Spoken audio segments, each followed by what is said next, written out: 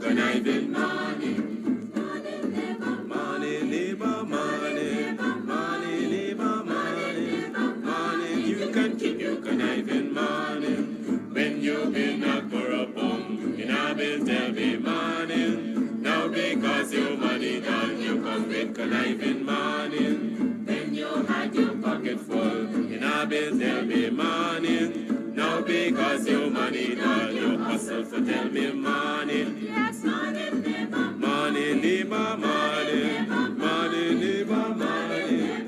Morning, I don't want you conniving morning. Neighbor, neighbor, joker. Neighbor, neighbor, joker. Neighbor, neighbor, joker. That's all the money that me work for.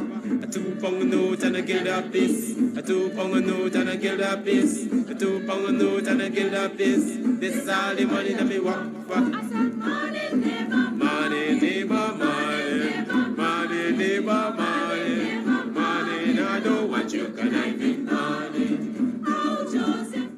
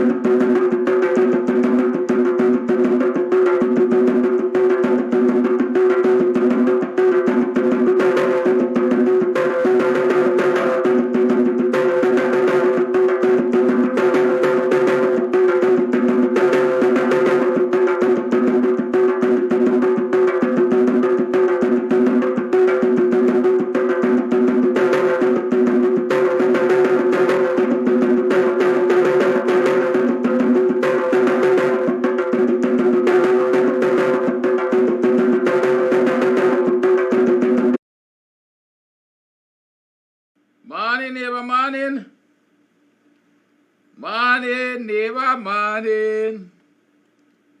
Morning, neighbor, morning. Them not want me conniving morning. How are you do? Welcome back to Buxtonian Morning Time. It is 6 hours 48 on the 28th day of December in the year 2022. Just now 2022 gone. It's going quickly. Morning, are you morning? Carnival, welcome Andrew Kubin. Welcome. The spiritual man Andrew Kubin from Ghana. The motherland. Carmelita, welcome down. Regina Selby, as long as I see you, girl, is where you come from. How was your holiday? Diane Mitchell, welcome back. Lynette Zephyr, welcome back. Janet Ann Smith, Undan. You're welcome. Karen Adolphus, hey, Vibert White, what going on in your neck of the woods, buddy? This throat is something like me, you know. This throat got practice again. You know, they say lack of practice is cause problem. Excuse me, this throat feels dry. Yes, morning. I gotta get back into the rhythm of this throat. Vibert White, what going on in your neck of the woods, bye? Yeah, welcome down. Welcome to the program. Please share the live. Tag somebody who you know that should have been here and perhaps didn't remember that today we are returning to Buxtonian Morning Time. Right?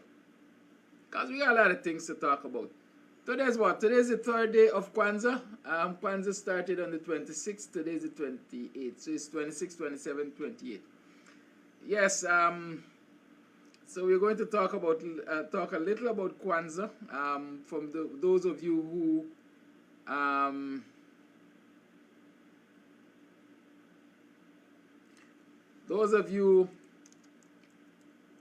who celebrate, happy Kwanzaa.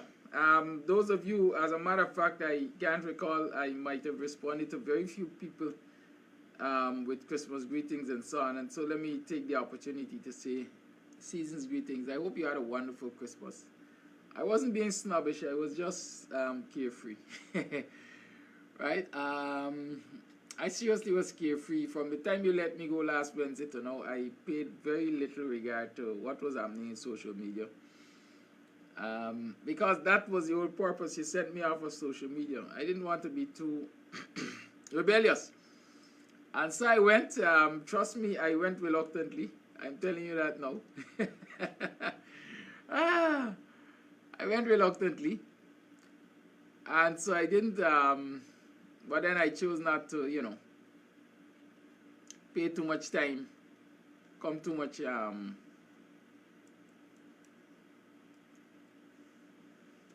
yes, I didn't spend too much time coming back to social media. Because if I'm taking a break, I'm taking a break. And so I really, all the perhaps WhatsApp messages, Facebook messages, and I say to people all the time, and y'all forgive me, if you send me a message on Messenger, especially Facebook Messenger, it's usually difficult, it's usually not a timely response, because I hardly ever check my Facebook Messenger because of the fact that I have to switch so many accounts to get to Facebook Messenger, or to get to the right one with the messages. Right? It's easier, it's faster to send me a WhatsApp, 6225933, as you know. And like I said, forgive me for not responding to WhatsApp messages over the holidays, because I simply wasn't paying it too much attention. So if you send me a WhatsApp message to say Happy Christmas, Merry Christmas, Happy Holidays, I wish you the same. I hope you had a wonderful celebration. All the best to you and your family, you and yours, as we like to see. And I hope that going forward you are energized as usual, you are renewed in your spirit, you already had that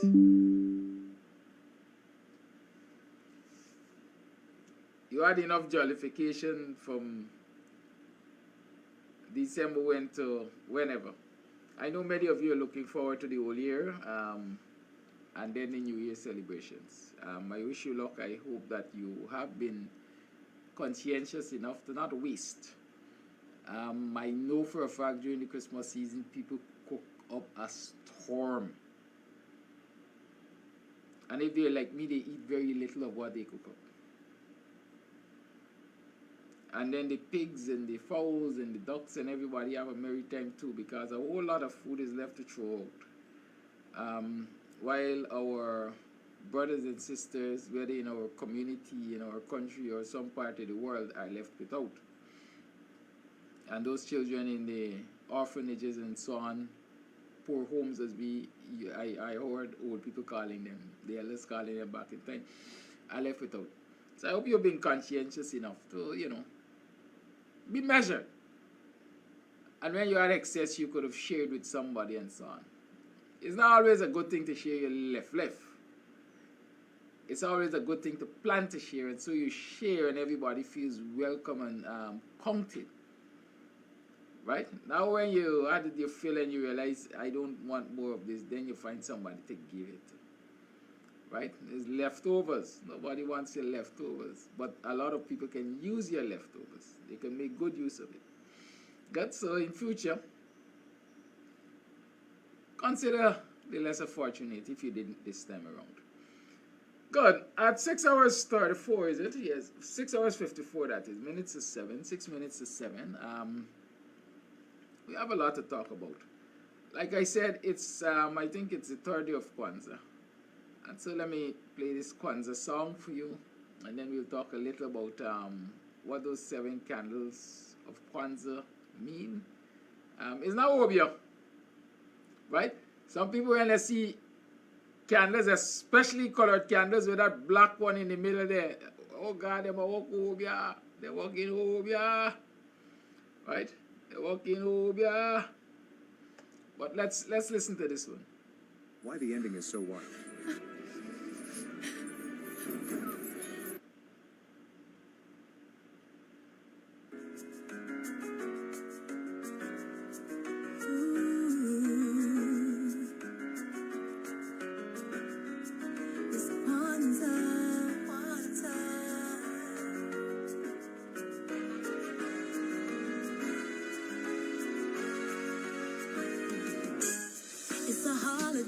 Come on, celebrate and rejoice. It's Kwanzaa. Spreading unity in our families and communities. Kwanzaa. Because the legacy makes us so strong. Yeah. So let us come together to celebrate this season of Kwanzaa. It is Kwanzaa.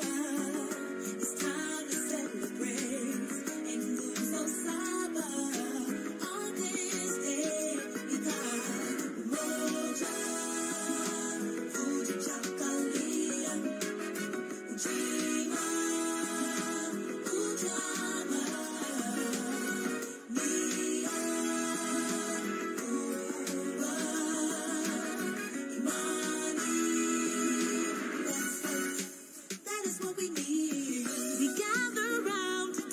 To reflect upon our past, we've come so far.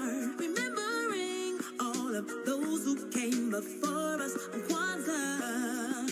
From Rosa to Malcolm to Dr. King and Turner. Yeah. From Du Bois to Ashanti Wall. We honor you on Kwanzaa. It is Kwanzaa, yeah. It's time to celebrate.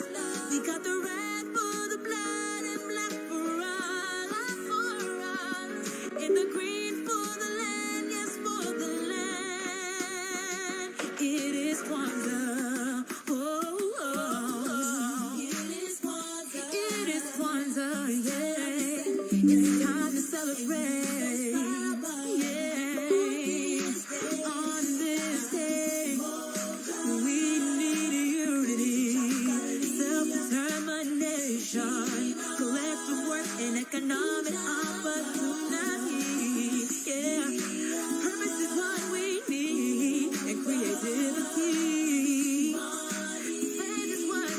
Faith is what we really need. More joy, yeah. Fuji chocolate, yeah. Ujama, Mia.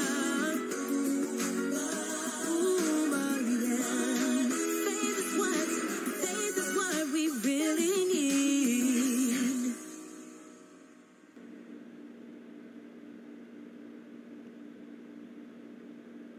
Yes, that was your Kwanzaa song. Now, what really is this thing we talk about Kwanzaa?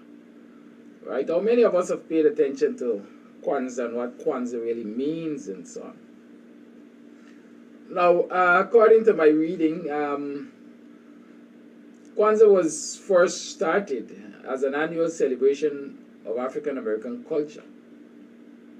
The date for Kwanzaa is marked as the 26th of December, and it goes from the 26th of December to January 1st, which we know is the New Year.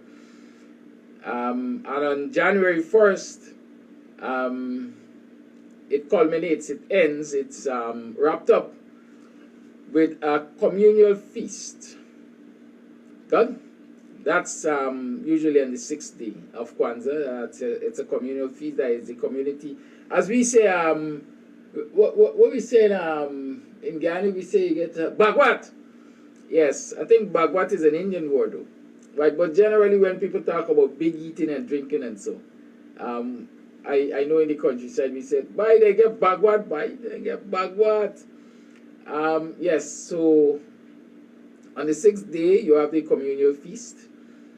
And so everybody gets together and, sit and eat and enjoy and, of course, exchange ideas and thoughts and so on.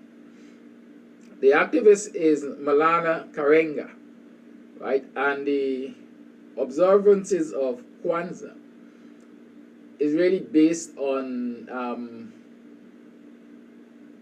African harvest traditions, right? The motherland, everything is celebrated basically in the motherland. A child is born, you got celebration. Somebody dies, you get celebration. It's harvest time, you get celebrations and so on. And so Kwanzaa is or was kind of designed based on the African traditions when it came to harvest, the harvest festivals, right? West and Southeast Africa, I understand. Kwanzaa is observed on 7 principles, right? There are the 7 principles of Kwanzaa. Umoja, which is unity, that's the first day.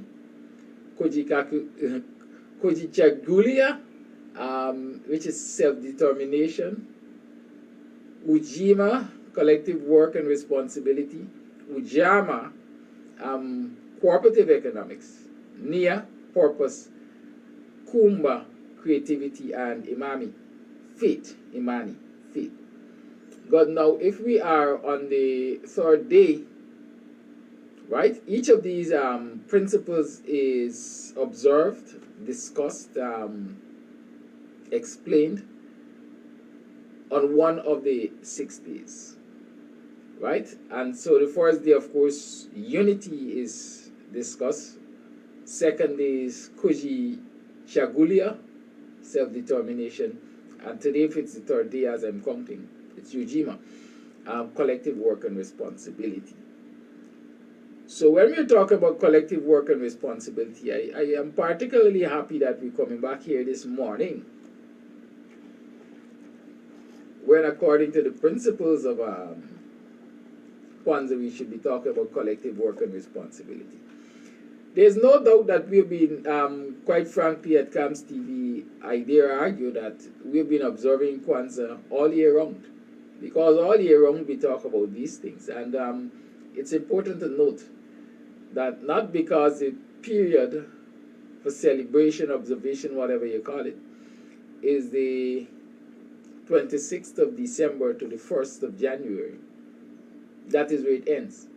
These are all principles which we ought to incorporate, inculcate, internalize, make a part of us, and live them daily.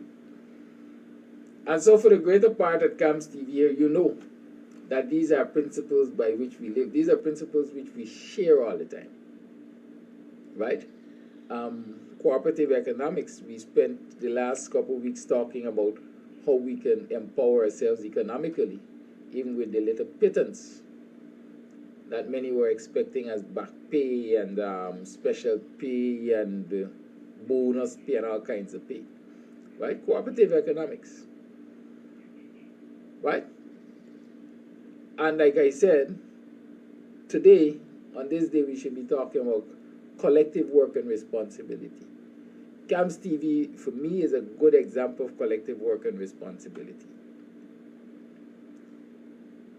Like I said, and I continuously say, I'm extremely thankful for those people who make it possible that we can continue to have these programs on Kams TV. By their support, financial and otherwise. And those who make it possible that we can continue to share information by they themselves sharing information with us, giving us this scoop, right? It's a collective. And I'm encouraging every citizen, every Guyanese, every viewer of this program to recognize the importance of that collective. Every citizen has to be, call it a reporter. You have a smartphone, use it, record something, whether it's video or audio visuals. You see it happening, record it and send it along. We will do the rest of the investigation and bring the information to you. That's collectivism there. Right? You recognize one of our communities in difficulties. We can get together and we can assist and see how we can change the fortunes of that community. Even with our cameras, even with our voices, like we do constantly at Kams TV. Right? Each and every one of us has to be an activist in our community. Because remember, we have that collective responsibility. We are our brother's keeper. See something, say something, do something. That's what I want to encourage you on this third day of Kwanzaa. Like I've been encouraging you all year round for the last 2+ years. Right? And I'm going to encourage you to keep that spirit as we move forward. We have a collective responsibility to get the message out wide and afar as to what is happening with our people in this country. What is happening, how the PPP is perpetrating and perpetuating bad governance in this country. We have a collective responsibility. And so when you come on in the mornings, the least I can ask you to do is share the live. How many of you have shared the live since you came on? How many of you have tagged someone who you know is a regular, but you didn't see them this morning? How many of you have determined in your heart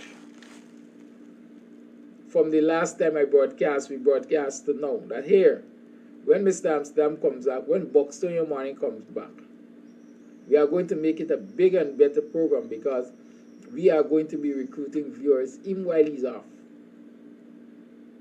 Right?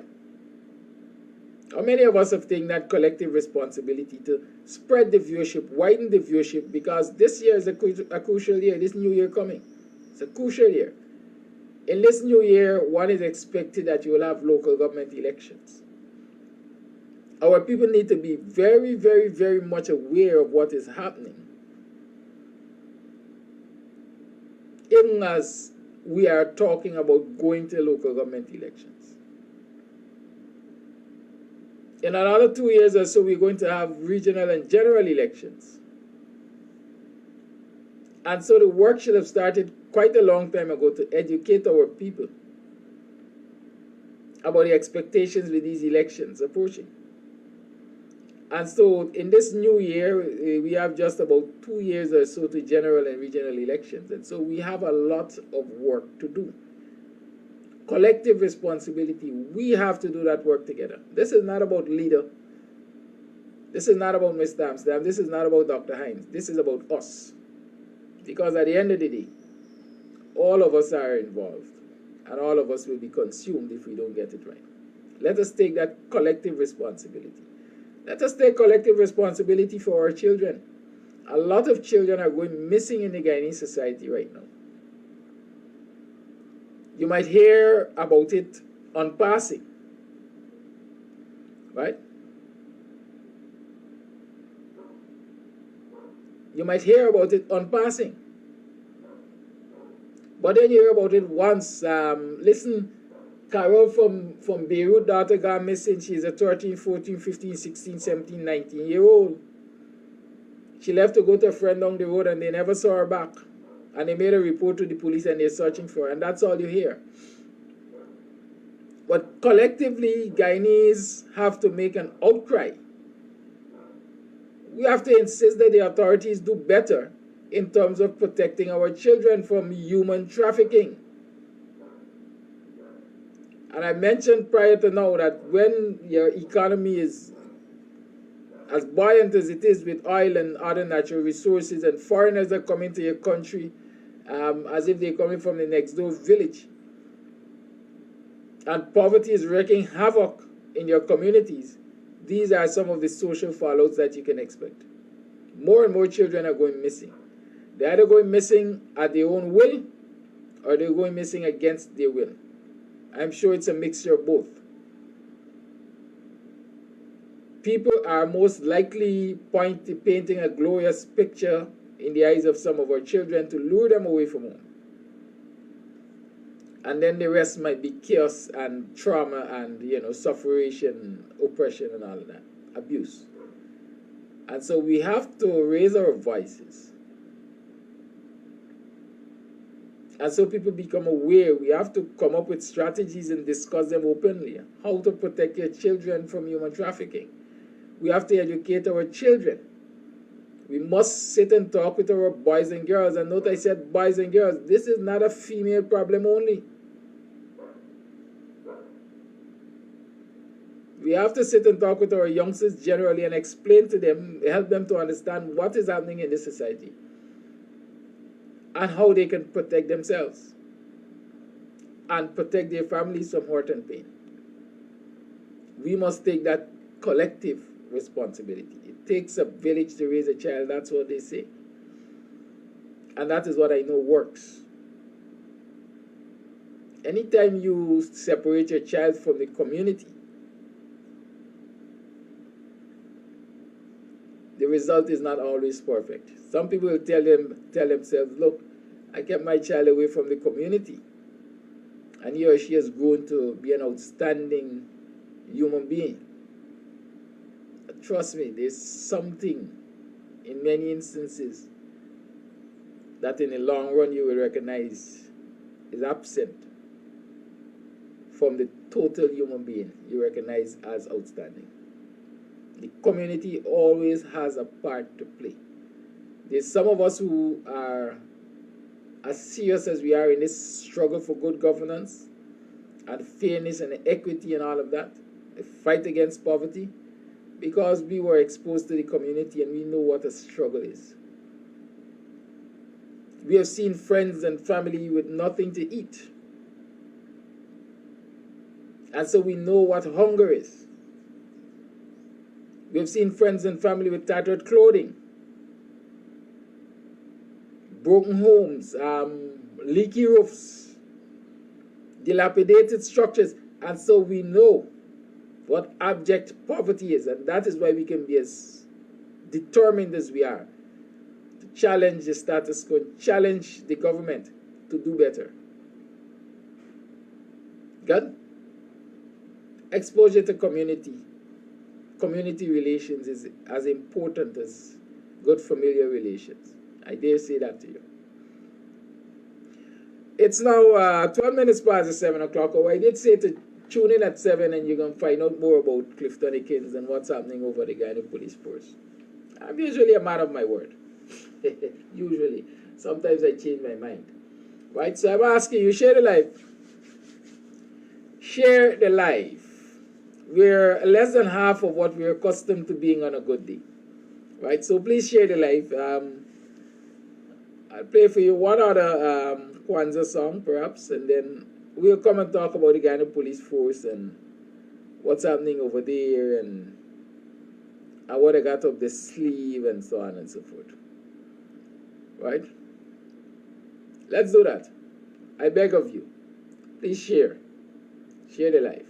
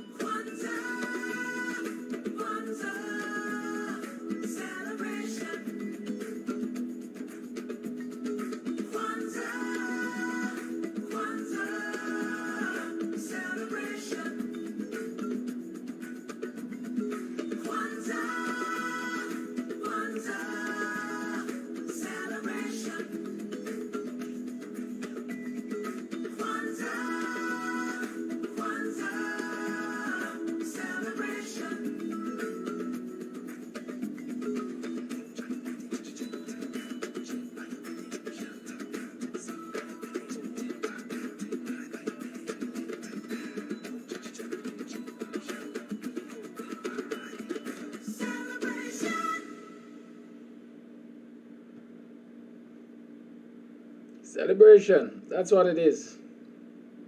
You must learn to acknowledge and celebrate your own. Right? It's not always about the other people's thing. You must acknowledge and celebrate your own thing.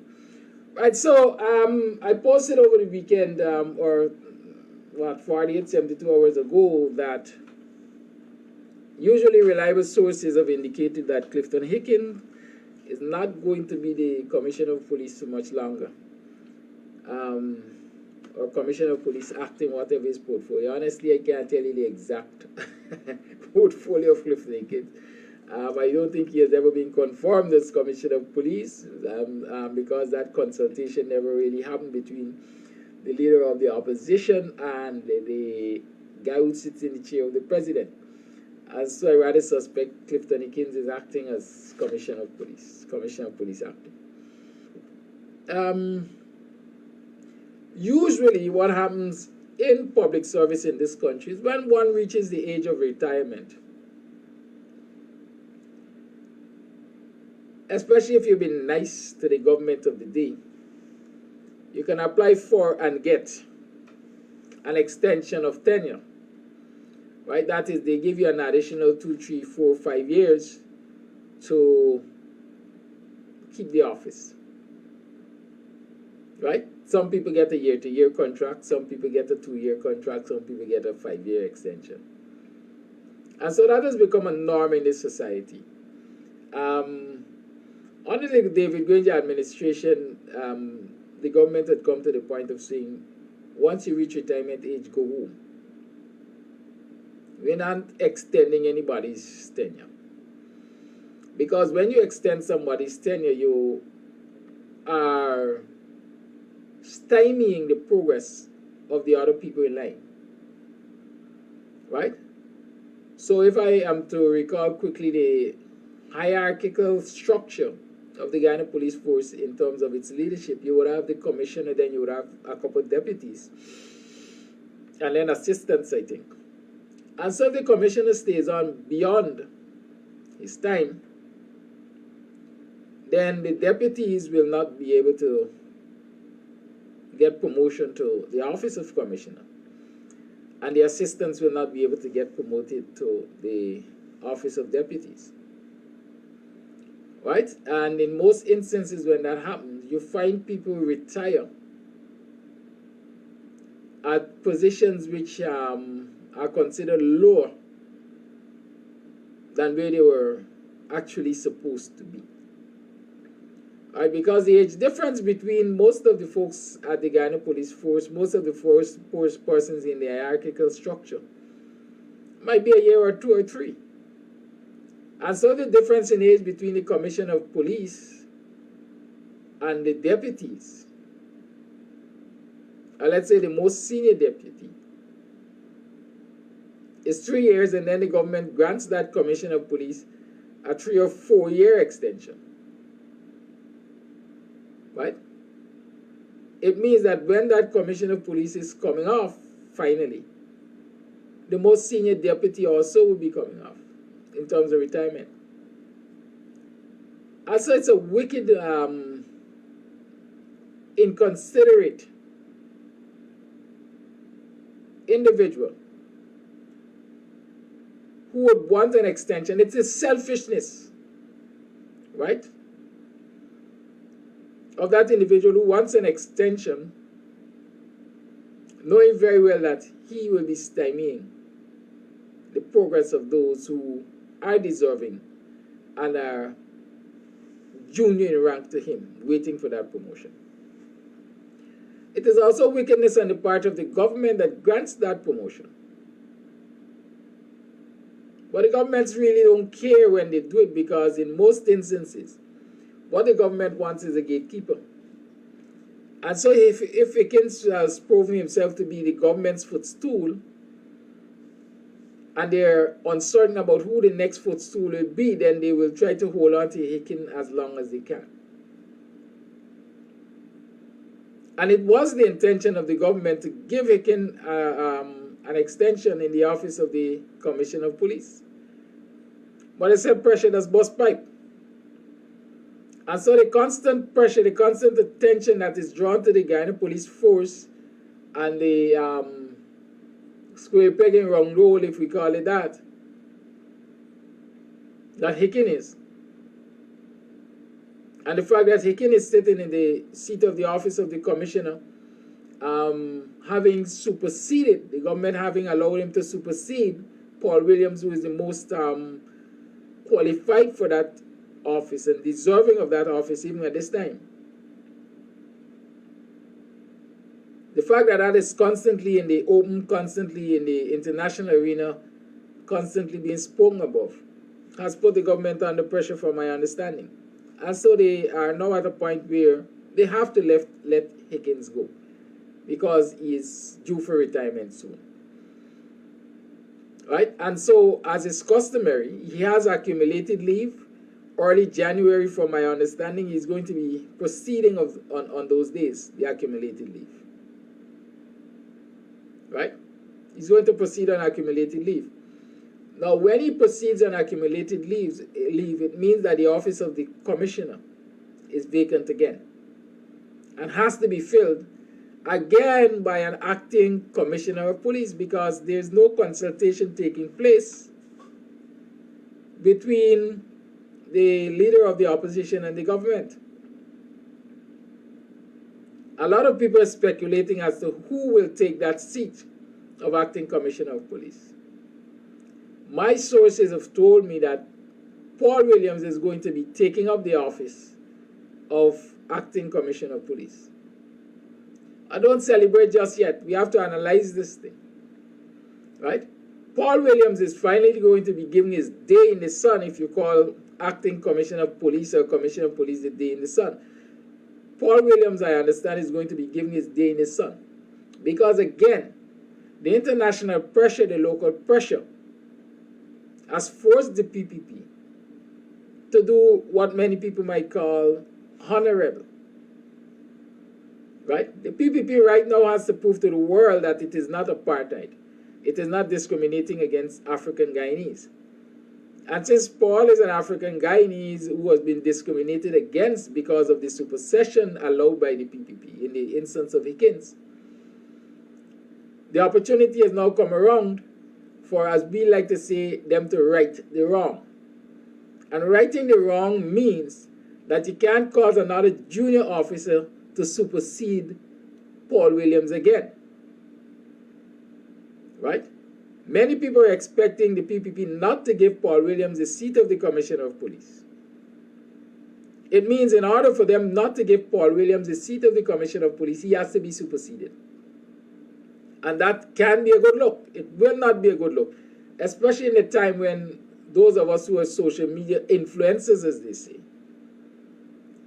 have been bringing to the attention of the world the apartheid behavior of the PPP in government. And so the consensus, the understanding, what is coming out of the circles, as I want to call them, for my sources, is that Paul Williams is going to be given the seat of the office of the commissioner. But there's a catch. The PPP doesn't do anything for nothing. Paul Williams, according to my understanding, is also approaching the age of retirement. And so he too has accumulated leave. And they have already calculated from my sources, I can only quote my sources, usually reliable. From my sources, they have already calculated that Paul Williams is going to get to sit in the seat of the commissioner for about 5 or 6 months after Hinds leaves. So Hinds is going to leave sometime in January, let's say mid-January or thereabout, for his accumulated pre-retirement leave. And Paul takes over from then. And so if we're saying 6 months of Paul, we're talking anytime June, July, Paul will have to proceed on pre-retirement leave also.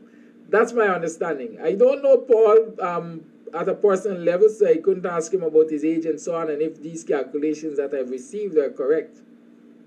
But like I said, my sources are usually reliable. There's a catch right there. Right? When Paul proceeds on pre-retirement leave, sometime mid-year of next year, guess who comes into the seat? The man that the PPP really wants in the seat of Commissioner of Police. And that is Budram. Right? So the PPP is not, let's say the PPP has learned some patience. They're not in this rush to push everybody aside now to have their man, because it is putting them in bad light. It is showing what a divisive and wicked and corrupt and racist government they have been. And so in trying to fix their image, create a facade to camouflage who they really are, they're taking their time now, if you can even call it take their time. They have decided, all right, we're going to give Paul it, because Paul, according to the structure and everything, right? According to the structure and everything, is the rightful person to occupy the seat. We're going to put Paul there. And we can put him there and rest comfortably, because he can't do much for 5 years. Well, for 5 or 6 months. He can't do much for 5 or 6 months. We're going to do him like the Prime Minister, like Super. Y'all know Super? Mark Phillips? Soup drinker? Yeah. We're going to do it. Appoint him, but he really can't do much. We're going to keep his hands tight. Like they did the man who was the man before Hinds? Was it Hoppy? They had Hoppy there and Hinds and Karen Bashk and all the wicked souls, Brutus and all of them. Caesar and all of them were running the show while Hoppy was sitting there with the title, Commissioner of Police Acting. That is what they intend to do to Paul Williams. Knowing very well that it's not going to be long, it's just about 6 months, and then we're going to push you off on, right? push you off on pre-retirement leave. And that's the plan. And then Bodram comes into the picture as Commissioner of Police acting. And he is going to be there for perhaps a longer stay. Right? Perhaps a longer stay. And of course, I don't know if then is when the negotiations will start between the leader of the opposition and the man who sits in the seat as president for the confirmation of Bodram as Commissioner of Police. But let's watch and see. That is what is happening over the Guyana Police Force. But you know, they usually say hint to Beniba Mekwashiba take notice. And they also say, you know, if you pay attention to history, there's sometimes when you can put two and two together. Right?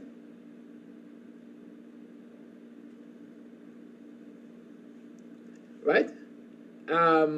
When you put two and two together. I see Janice Booker saying Paul Williams was on long leave, and the possibility is he might get a 2.5 years or 3 years or so to serve in that office. I disagree, Janice. The thing is, when Paul Williams was on long leave, was it annual vacation leave? Was it annualized leave? I doubt whether it was annualized leave. It most likely was administrative leave. And people must understand the difference of these leave. Administrative leave is the administration say, you go and take leave, you go and rest. You need little rest, man. We tired seeing you around here. We're going to tell you when to come back. Right? They can't knock you off. But they just want you out of the space for a while. They want to penalize you. You must get nothing to do. Go home. Right? You know, it's like sending a child to his room. Go to your room, man. You always. Go to your room. Right? That's administrative leave. Admin leave is the right of any administrator to send you on leave. It doesn't have to be your annualized leave. And so maybe the long leave that Paul was on might very well be admin leave. And I want to believe it's admin leave.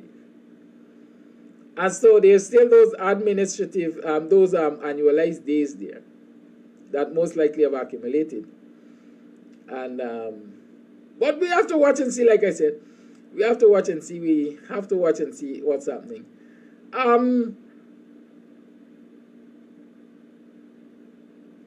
Jenny is just throwing in a picture again, McBean. Where's McBean? I can't tell when last I heard of McBean. I haven't been following what is happening to McBean. I know there was a very senior man who got ill. Janice might know. Who was a senior officer that got ill to the extent of, last I heard of him, quite frankly, he was a vegetable, as we like to say. He was that damaged. I don't know if he ever recuperated. Right? Who can tell me who that person is? I can't remember who the person is. Janice might know these things. But yes, let's watch and see what's happening. But with the same breath that we're hearing that Higgins is going, or has to go, we're also hearing that he's not going to disappear. Cooper was the man, yes, Cooper. I wonder how he is. I wonder how he is. I hope he is in a much more comfortable state than when I last heard of him and so on.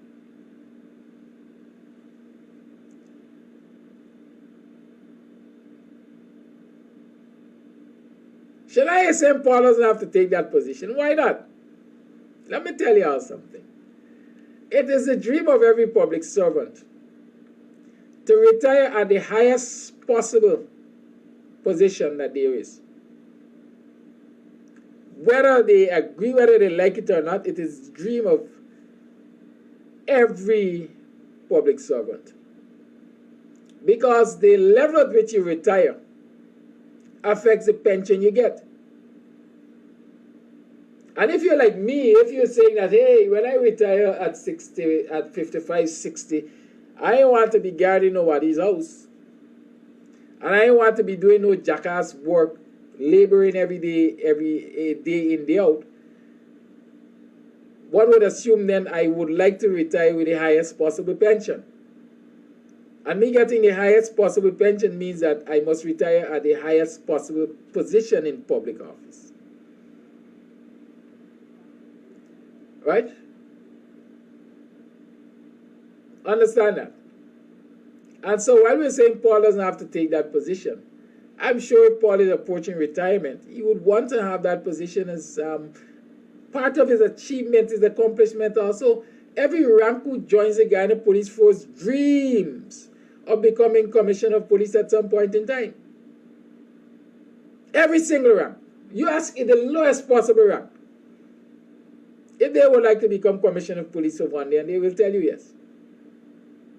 And so while we're saying Paul doesn't have to take that position, you might be right, he doesn't have to, but it's a position that he would most likely take. Right? That's my reasoning, that's me reasoning there. Let's keep eyes on that. But I was saying that everybody is speculating what they will do with Hickins now, because Hickins is one of the PPP Golden Boys. Not one from the fact, he is one of their Golden Boys. He has been a gatekeeper for them. And he has to be rewarded.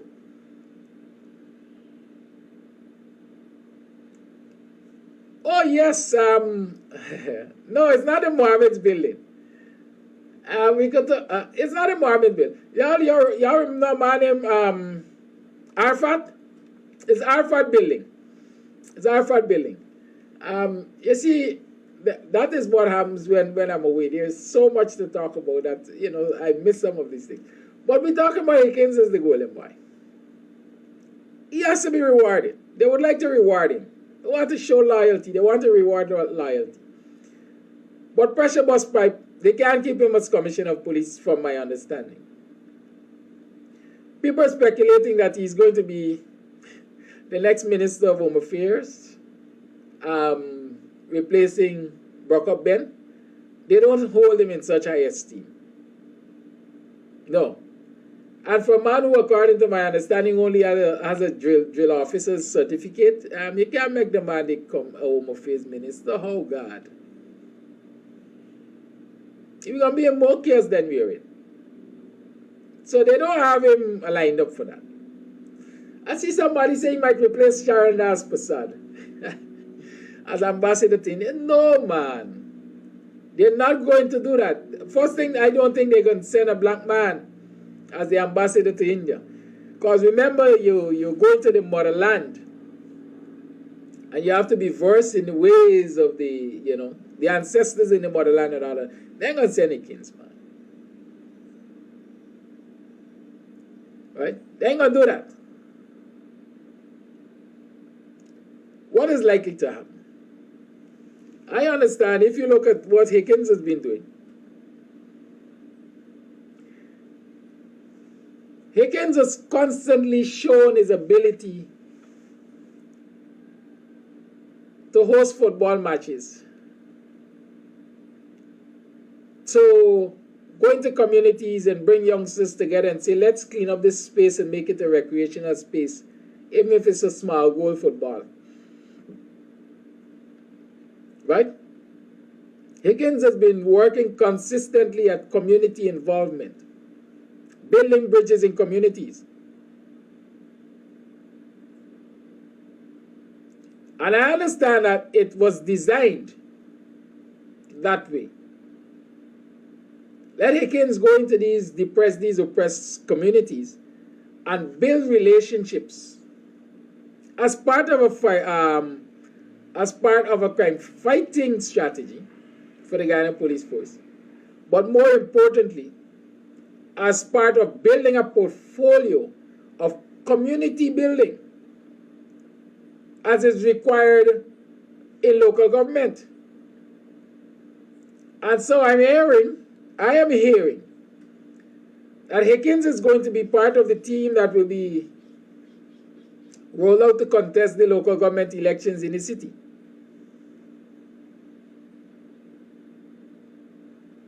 Eyes are tickling.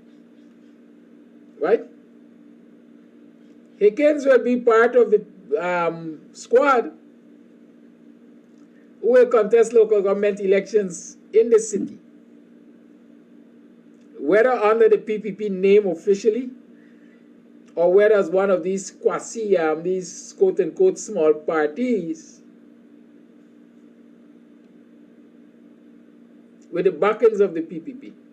Because ultimately, I'm hearing they're hoping to make Hickins mayor of Georgetown. Right?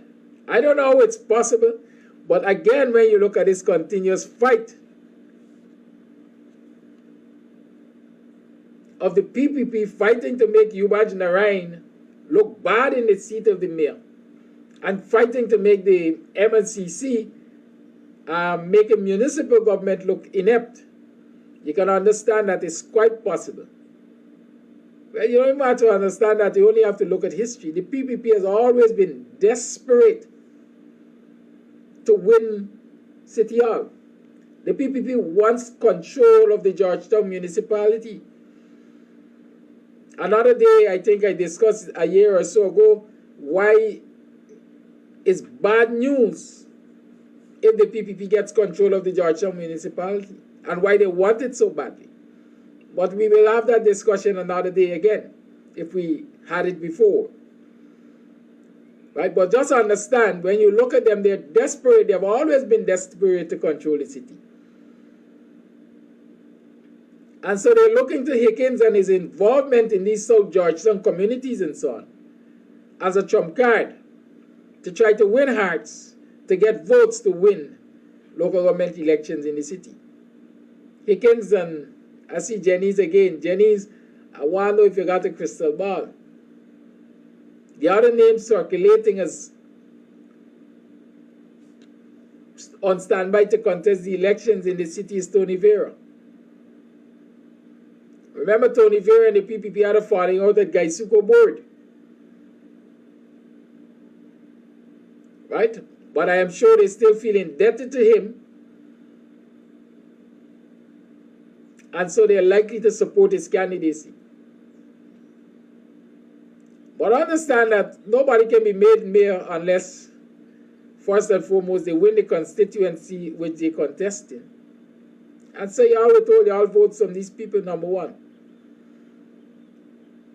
And number two, it is those around the horseshoe table who will have to vote to make you mayor, as far as I remember. Right? I said it's not a done deal. The citizens can actually prevent it from happening.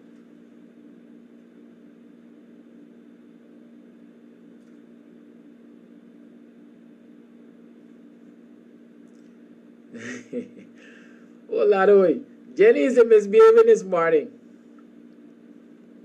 Right, so those are some of the plans I understand. Those are some of the plans that are in the works. And so let us keep our eyes open. Let us stay woke, as we like to say. And put a spoke in the wheel.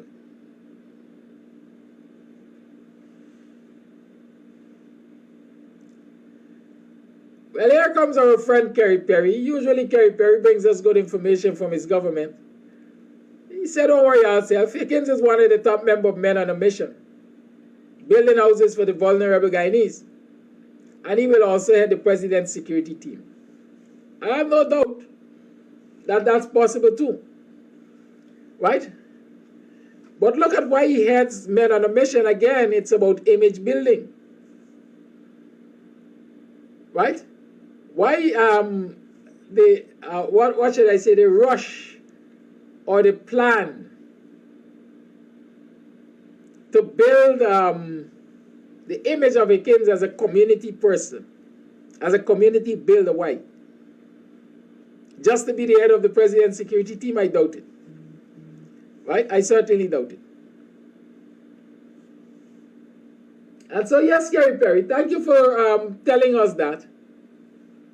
But I'm saying that there's more in the mortar than in the pestle. I'm talking about the men on a mission. I said it before and I'm saying it again. We have to play politics different in this country. We have to do politics different in this country. You can't have a president or a man masquerading as president creating some kind of group called Men on a Mission. And the only thing you see the mission is to build homes for people in certain communities, certain regions. I am saying, so far I see discrimination. I'm saying so far I see partisanship. And I'm encouraging political activists and community activists and social activists to help identify projects of the Men on a Mission. You live in communities. You know where the people suffering who are in abject poverty, who are living in dilapidated homes. Take the photographs and send them to Men on a Mission. Whether through your social media posts or otherwise, identify for them, therefore. Vulnerable people can benefit from their interventions. And don't leave it only up to them. Because if you leave it only up to them, then you will see just what I'm talking about. Partisanship. You'll see only people in certain regions living in abject poverty and need a Men on a Mission intervention. So you have to do it. You have to do it. Right? Have to do it. The other thing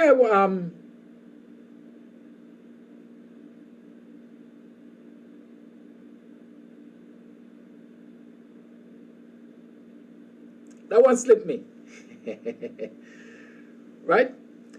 But the other thing which was raised just now, which I was reminded of, is whether or not some state agency is renting a building for Mohammeds. Before we talk about Mohammeds and renting building for Mohammeds, it's quite possible that lots of buildings that are owned by Mohammeds are being rented by the state.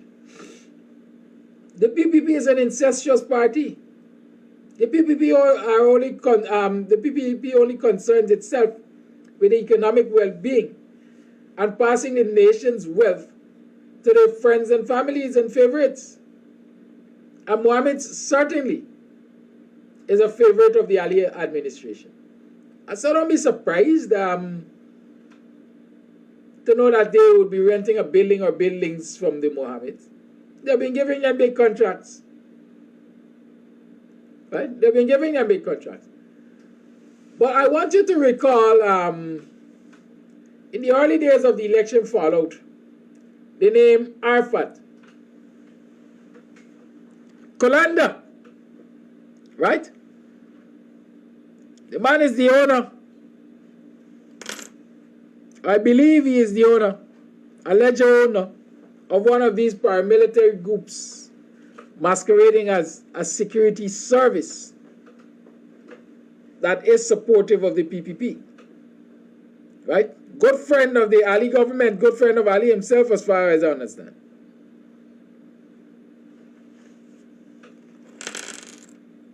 Right? Yes. The government is renting a building from Arafat.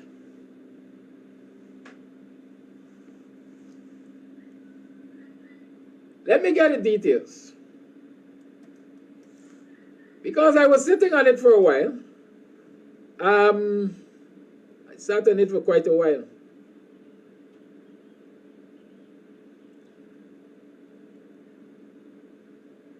And while I'm trying to find out information, anybody has an update on the intrusion at the State House?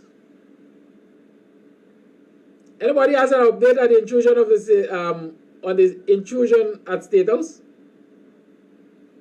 Y'all tell me about that. Because remember they said a man went to State House to do harm to the president. Y'all remember that? Yeah. That man was shot while the presidential guard was stabbed several times.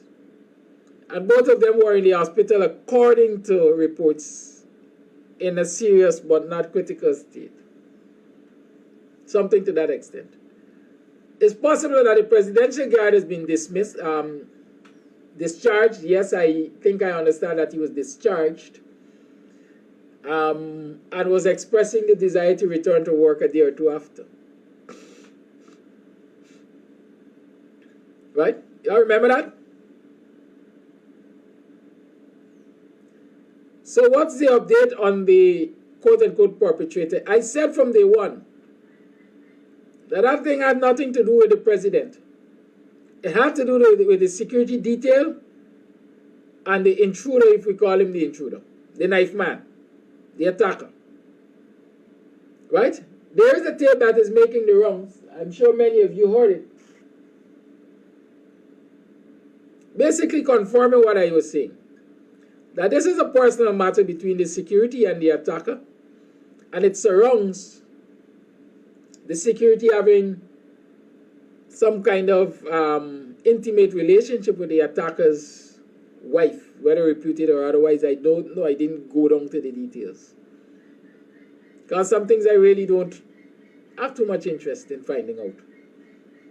Right? But like I said, a knife is a very, very personal attack. A knife attack is very personal. And so I wasn't surprised when I heard that tape circulating.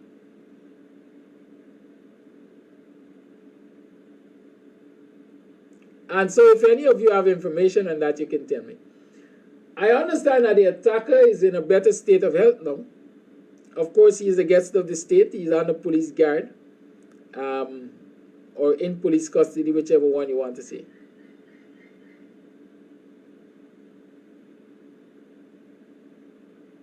Right?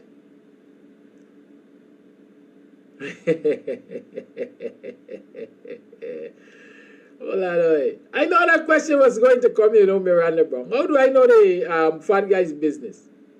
It's my place to know the fat guy's business. Right? You hear me? It's my place to know the fat guy's business. Anyways, we're talking. Somebody see if you can get some information on that attack at State House. And this is what I forgot to mention when I said it's quite possible that the Mohammeds are renting buildings to the government of Ghana. Or the government of Guyana is renting buildings from the Mohammeds. Y'all notice that photograph which was circulating? Police ranks in uniform. And this is where you know that there's poor and bad governance in this country. In which other country will you find uniformed police ranks lined up like beggars in front of a businessman's premise to collect a race to Christmas? Hicken as commissioner of police acting or whatever it is must bury his head in shame. Brook Ben as Minister of Home Affairs must bury his head in shame. We know that he doesn't do much. He doesn't have authority to do much. But at least he should insist that the police got some dignity. Now here your uniform ranks are lining up in front of the business place of a man who it is alleged is the mastermind behind a murder, a high-profile murder.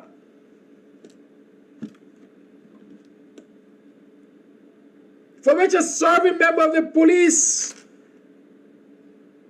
force has called him out and has named a lot of senior police officers as allegedly covering up for this businessman. But your uniform ranks are lined up in front of this businessman's premises to collect Christmas rays. A Christmas freck, a Christmas blight. Some call it a bonus. I call it a freaking bribe. Never joke. Never joke. Never joke. Oh, money, never Money, neighbor, money. Money, neighbor, money. Money, I know what you can even money. Money, neighbor, money. Money, neighbor, money. Money, you can keep your conniving money. When you've been knocked for a bum, in a biz, there'll be money.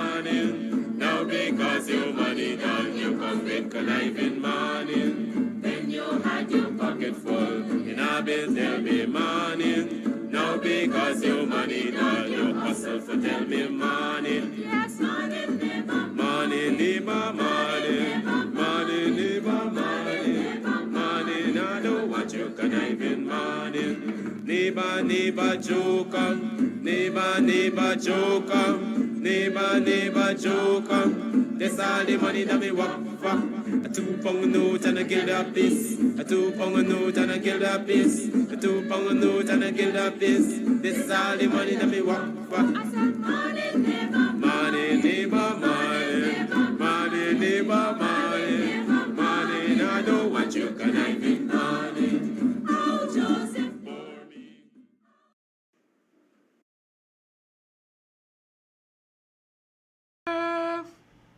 For me.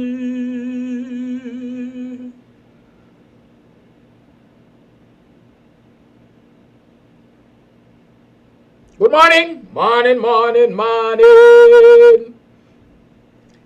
Welcome to a new day. It's the 29th day of December in the year 2022. Welcome to a new program. It's BUXTONIAN Morning Time.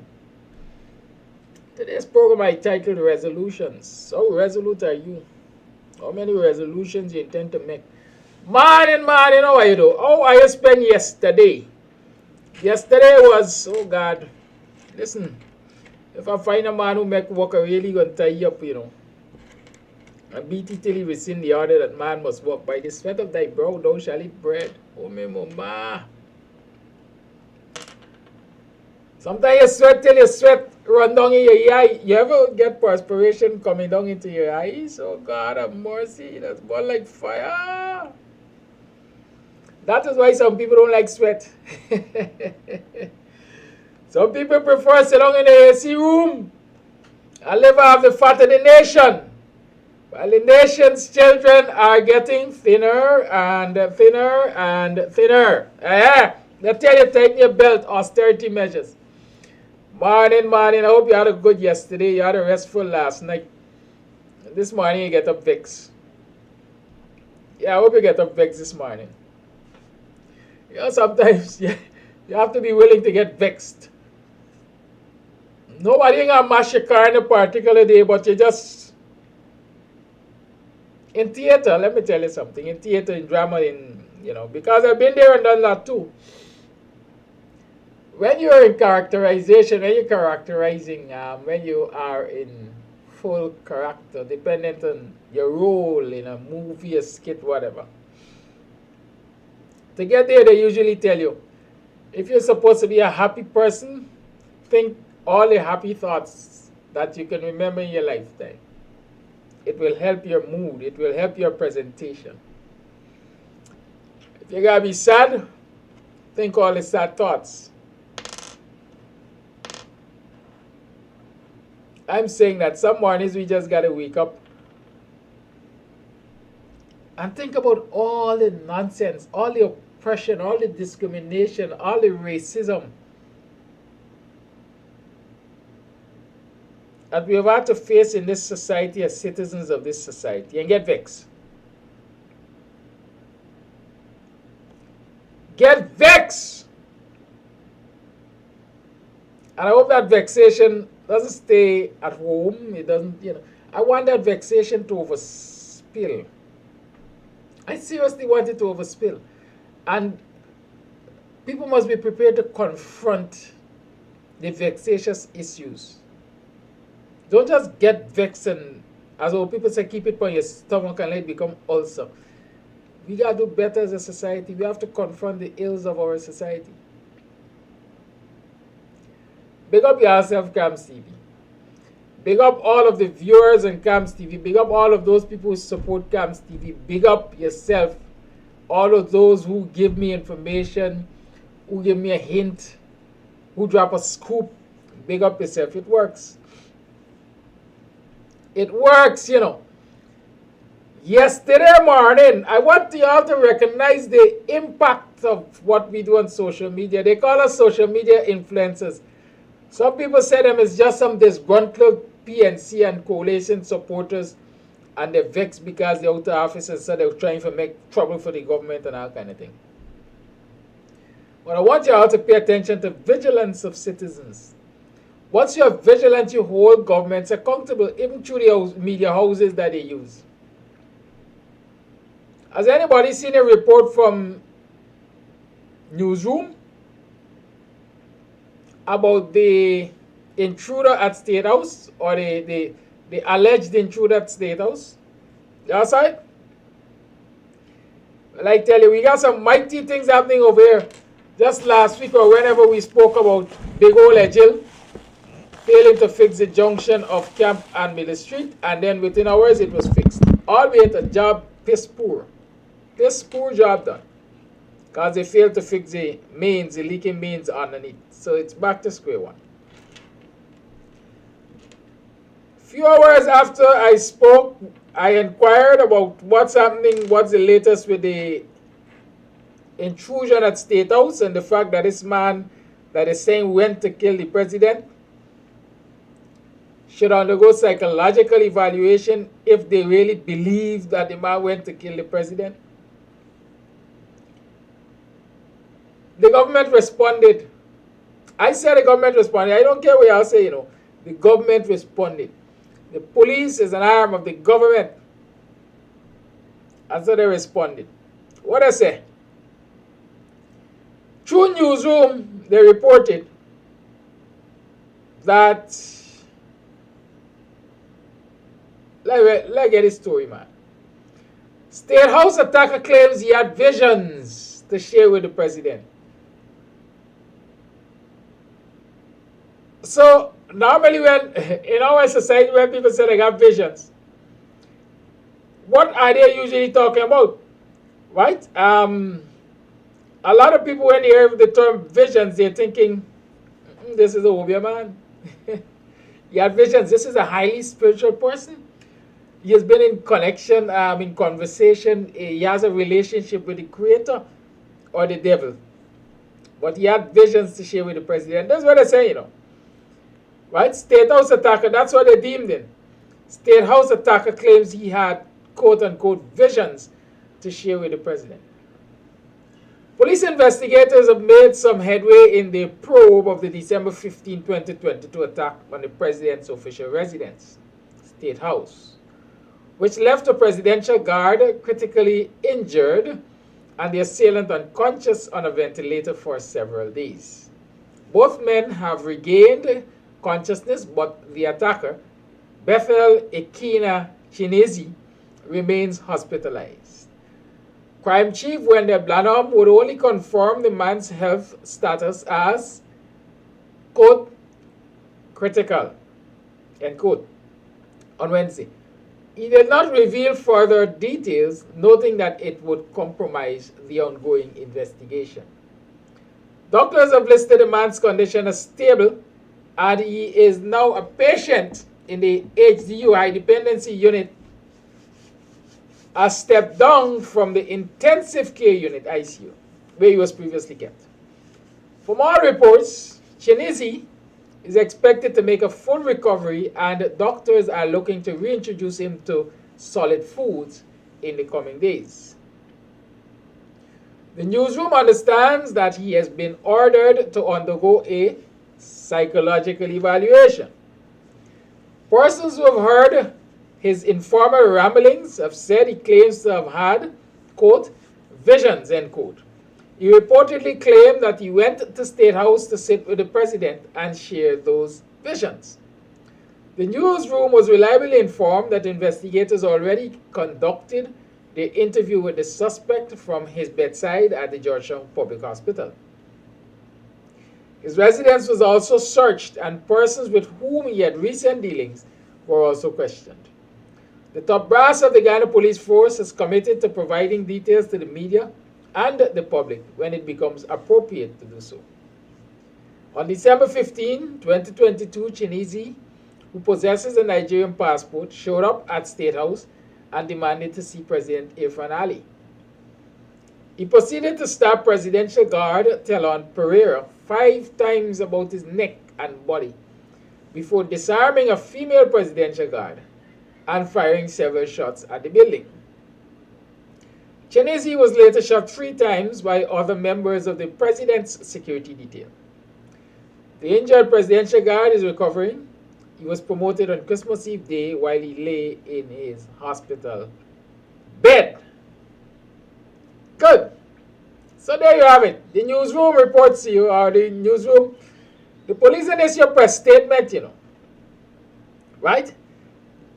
The police didn't issue a press statement, at least I haven't seen any, to update the country, to update the media about what the situation is, but rather, I guess they responded to an inquiry by newsroom about what's happening.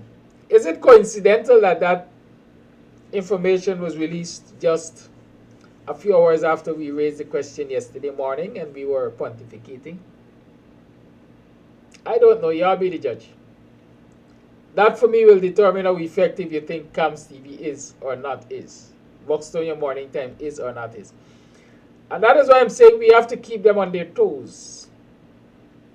You see it, flash it, send it. You hear it, record it, send it. Right? Just keep doing that. Right now I can tell you there's a developing story in the West Penitence area. I'm trying to gather some details on that. If you are in West Penitence and you notice anything abnormal from this morning, as we like to say before Boardwife Week, for the morning, I would welcome your information. Send it over. Send it over. Hit me up. Tell me exactly what you know is happening over there. Remember, West Penitence is that area where they're sending where the 4-lane, I think it's a 4-lane highway is passing from Saffron Street area to Mandela. Right? And when the project started, there was a lot of outcry because the government basically was being inconsiderate and still is being inconsiderate. Persons were given, according to them, 3 days and so on to remove whatever structures they had on what they deemed government reserve, right, so that the road could be passed, Good. And so every now and again you inquire and you look around and you see things are continuing to happen. Might be at a slow rate. There's still a number of persons on the Pontrench Dam, as we call it, who have so far stood their ground and have refused to move unless the government finds alternatives for them. Right? And so we want to know right now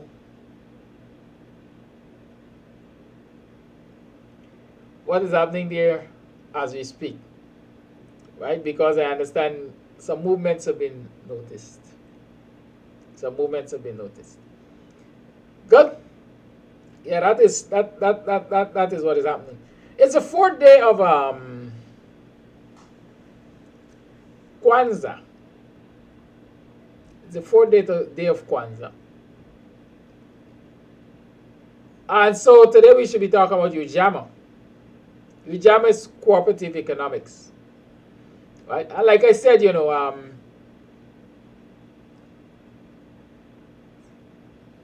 it's as if Kams observes and celebrates Kwanzaa every day or every month because we always talk about these things.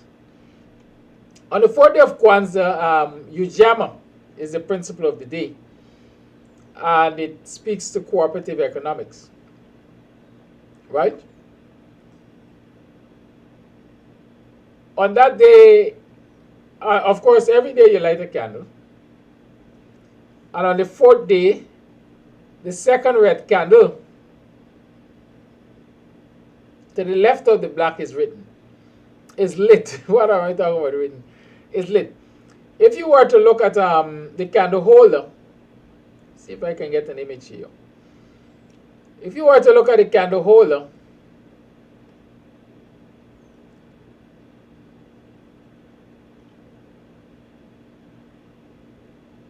you will see that in the middle is a black candle.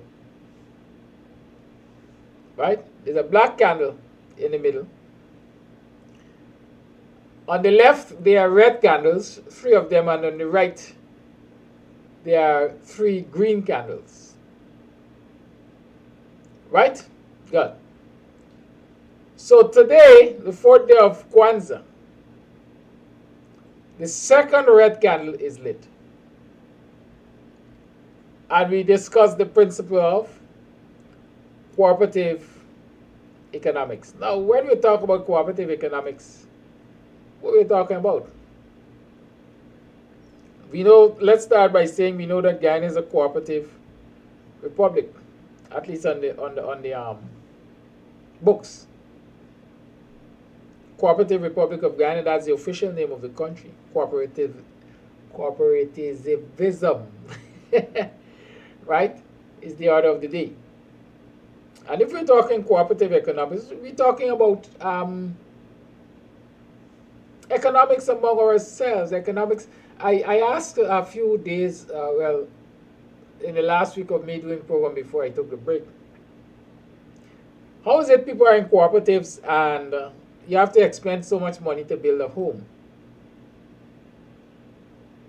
You have to spend so much money for construction in a cooperative, as a member of a cooperative. You have different kinds of cooperatives. You have farmers co-op, you have land development co-op, you have housing co-op, and so on. And so if you're in a housing co-op, how is it you're in a cooperative and you have to hire a contractor and spend so much money to build a home? If you're in a farmers co-op, how it is you have to spend so much money to develop your farm? If that is the case, you're only in a co-op by name. I dare say that, right? Because the spirit of cooperative economics or cooperativism, these days I remember I have a tight tongue, yes, right.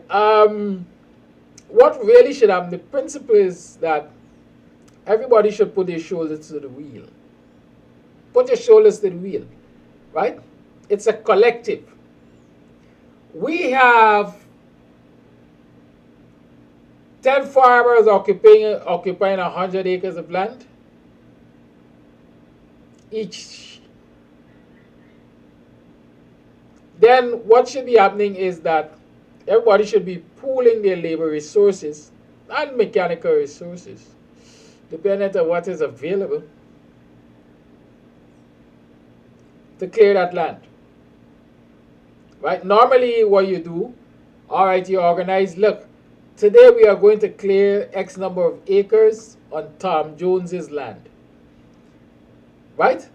Or if you want equality and balance and everybody moves along at the same pace, today we will be clearing X number of acres on each person's land. And so, you know, for the next 8 hours, we're working to clear, let's say 8 acres of land, or 10 acres of land, because it's 10 persons. An acre on each person's land.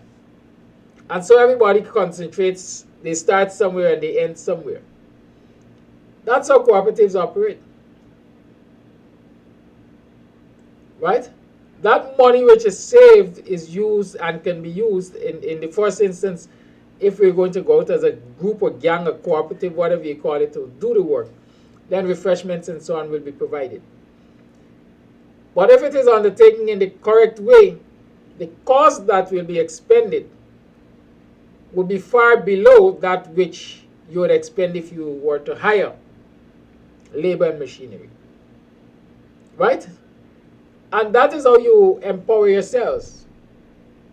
Because as members of a co-op, you may not have access to the financial resources to move your project along fast, quickly. Right? But all of these people who are members of the co-op represent a labor pool.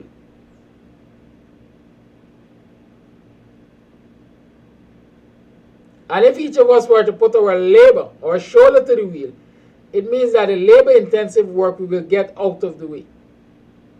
And everybody will benefit from that. So you're not going to have swats of land waiting there for development because the owner of that particular SWAT doesn't have the financial resources. Everybody puts their shoulders to the wheel. X number of hours is a contribution for X number of days to do this work, and everybody benefits like that. Right? Cooperative economics suggests the same thing basically. Us pooling our resources to empower ourselves economically. I usually say, and I've said it, I constantly say, if you're going to go into business, you don't have to sell everything. Right? You don't have to sell everything. The area might have a need for a wide variety of products, whether produce or services. Those of us who are in a spirit of cooperating can come together and make a determination who will provide what, who will support who. And so you have a big establishment, let's say, where the money from the community is revolved in the community. You know, one of the things that is the problem in black communities, the money doesn't circulate in the community more than once, in most instances. In other communities, it will circulate 3 and 4 and 5 times. But in our communities, for the most part, the money makes one circle. It comes from me to the supplier or the retailer, let's say, and then it finds itself out of the village to the wholesaler. Because there is nobody in our community, for the greater part, who is into big wholesale business to provide what we need in our communities. Big up to those Buxtonians. We have a few Buxtonians now who are doing wholesale beverages. I don't know what else is wholesale in Buxton, quite frankly. Beverages. What else?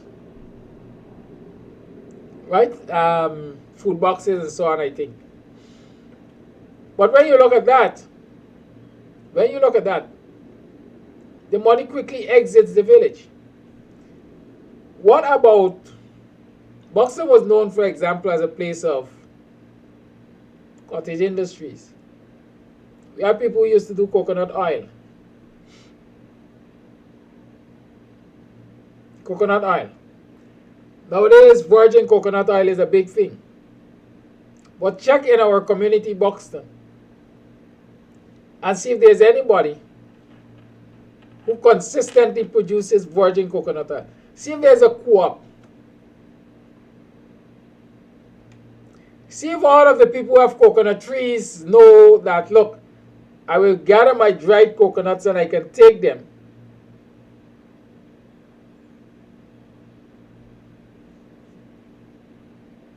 I can take those dried coconuts to point A, and the producers of coconut oil will buy it up. And they will all get together and work and produce coconut oil to supply not only Buxtonian community but external. And so the money will stay to some extent in the community because it's being produced, the coconut oil is being produced in the community. Some of it is being used by residents in the community through purchases. And the rest is bringing more money into the community because we're supplying somebody outside. Right? There's something that we call advantage of scale. And if we look advantage or disadvantage of scale, if we do it individually, then it becomes tedious, it becomes difficult because all of the inputs, labor and everything, we might not have access to as individuals. But if we do it collectively, we will find that it is easier and in many instances, it is more profitable. So when we're thinking about our economic upbringing, our economic strength, our economic development and elevation, we have to start thinking about cooperating with each other, pooling resources together. I'm going to use a family. Oh yeah, I'm going to use a family example here. I grew up in a construction family. I have brothers who are painters. Well, my brothers generally are in construction. Contractor, mason, carpenter, painter, tiler, and stuff like that. And by no construction work. I might be the only one who, to some extent, deviated. I focus on the academics. I went all the way university and all kind of stupidness.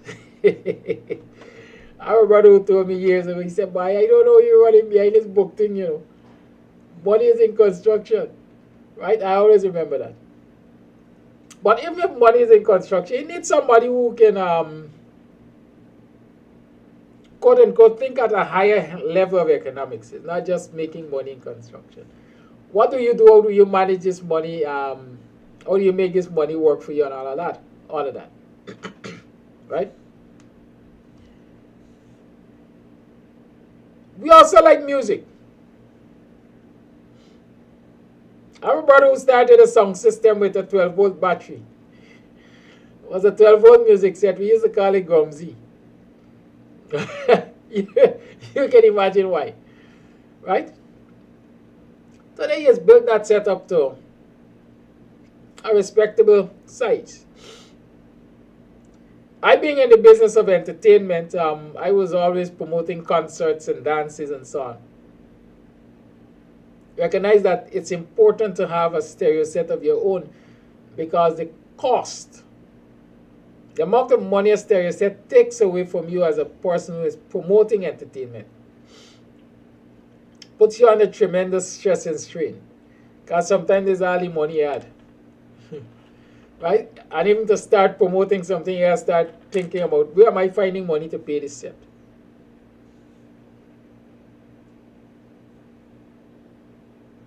Right?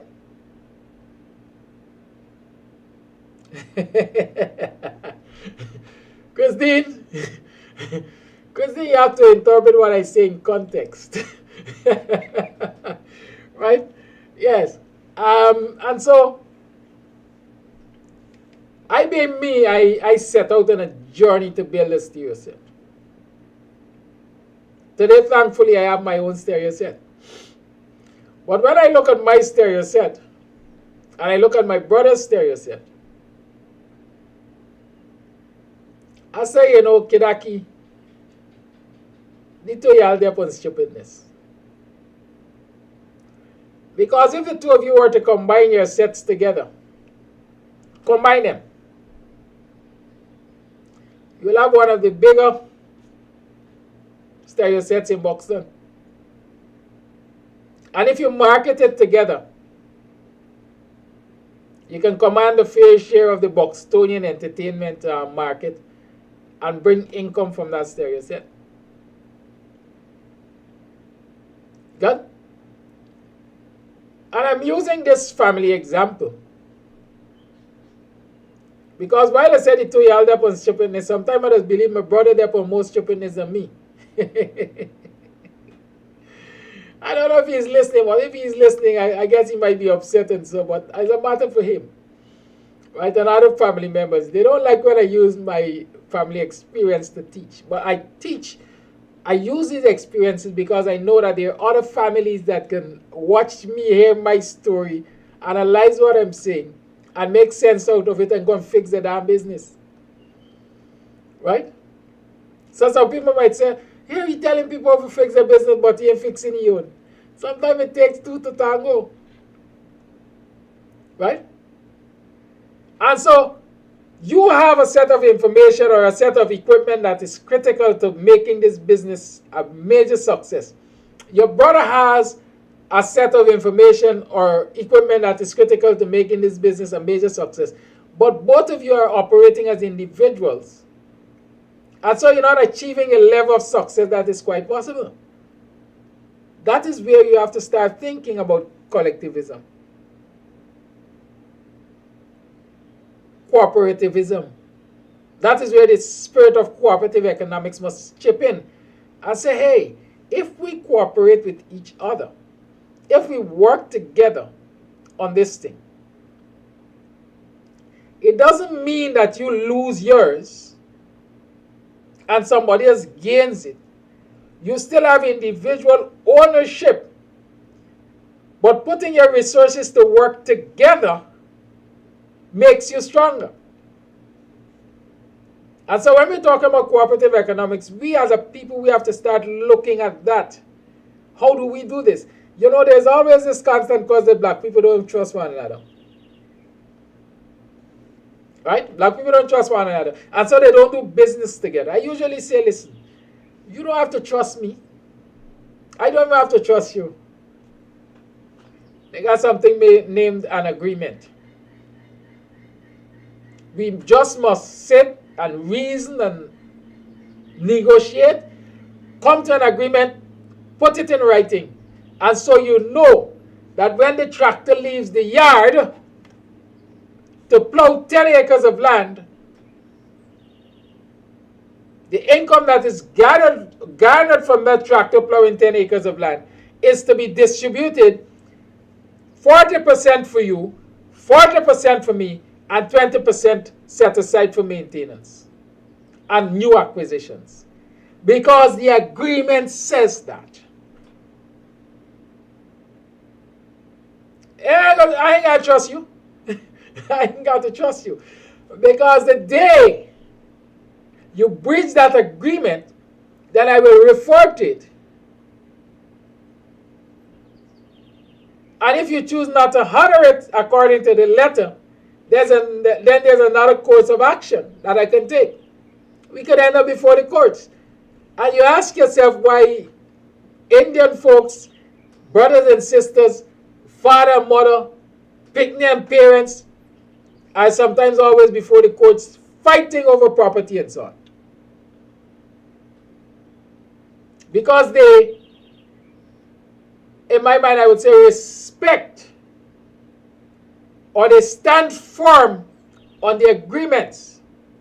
And that is, if we agree that this is how the thing going to go, this is how it's going to go. And if you choose not to go there, some of you are going to get chopped up, some of you are going to get murdered, some of you are going to end up in front of the court. I'm not promoting violence. I'm examining this society we live in and how people deal with issues.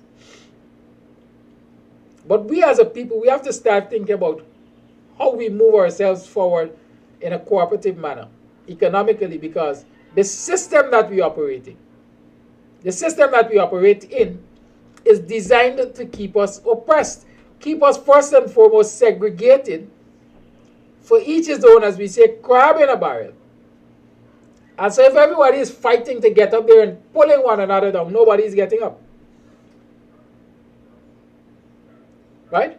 But if we can get past that, and we can put our resources to work together, then we're going to achieve much more. I usually say one of the failures of farming, in Buxton, for example, right, again, is individualism. Apart from all the sabotages and so on that takes place, as I understand Moko is flooded again. Sabotage. Moko just had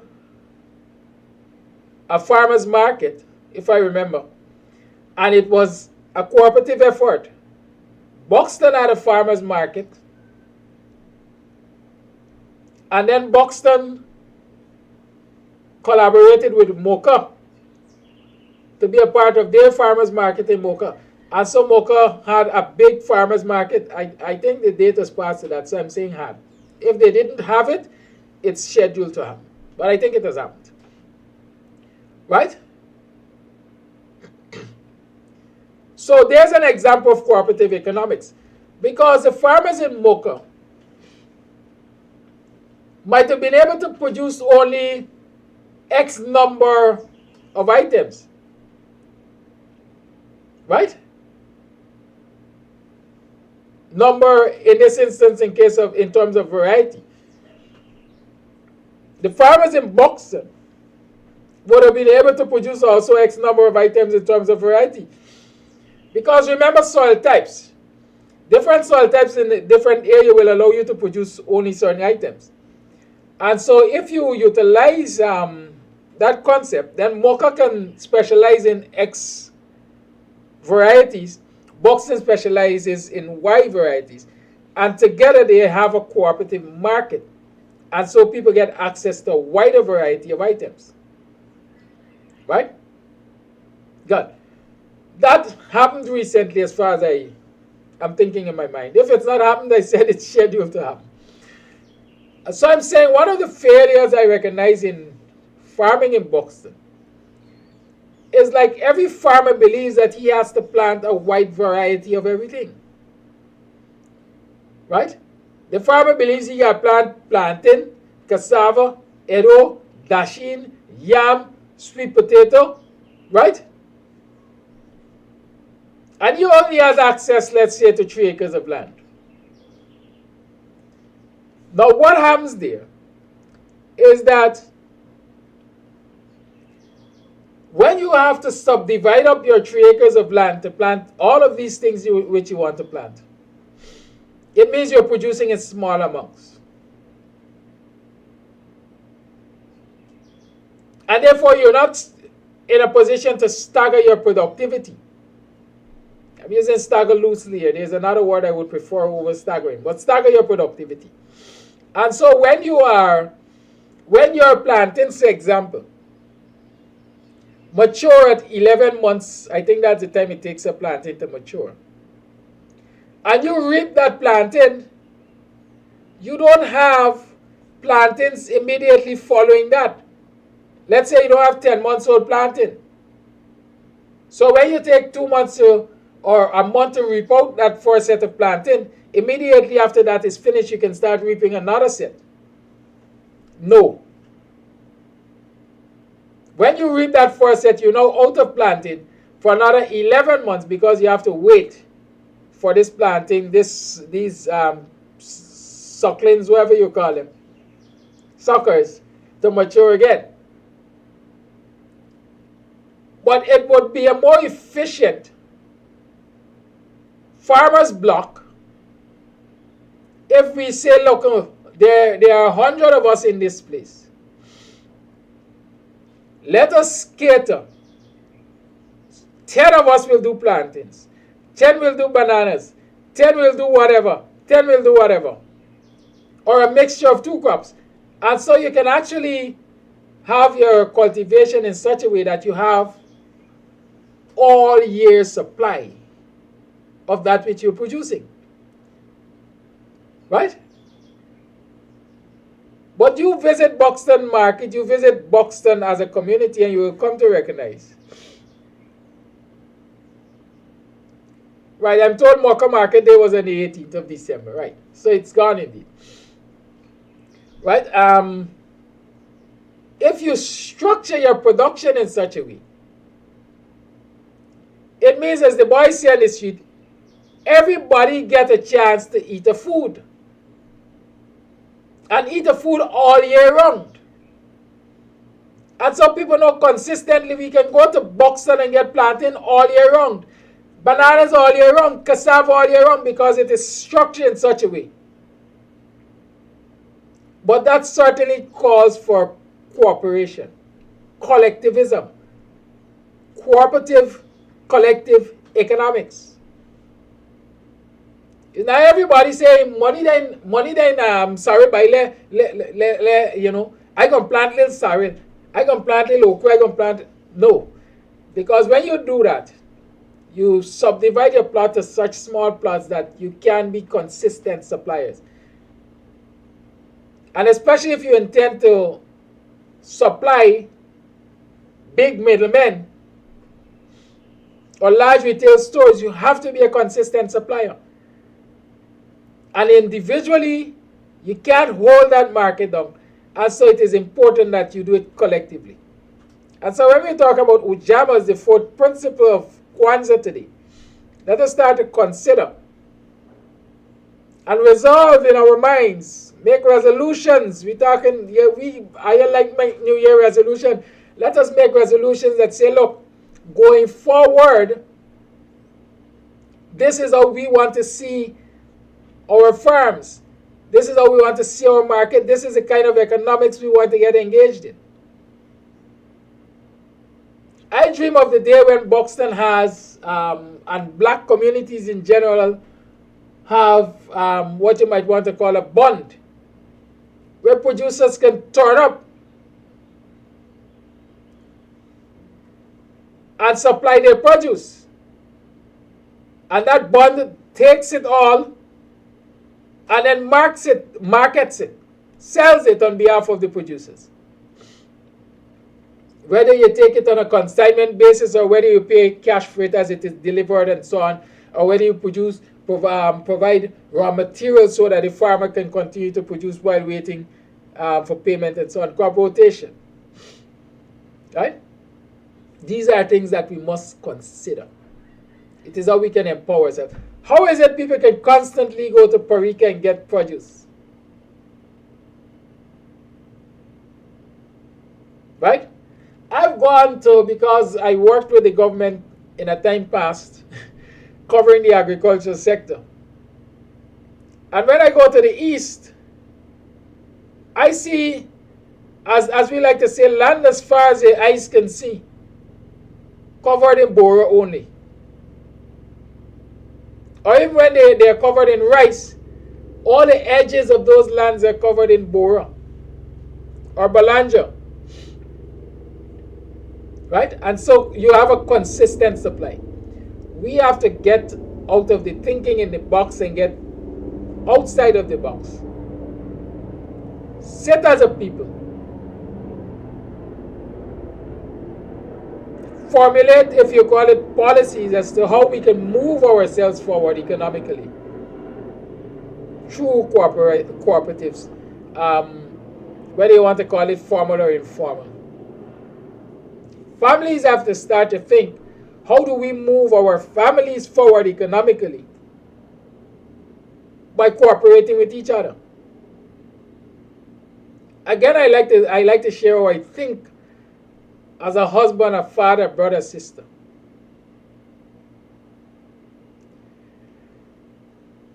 If you look at most families, in most communities, almost everybody in a household has a car. 6 of y'all living in this house, 6 adults, everybody got their own car.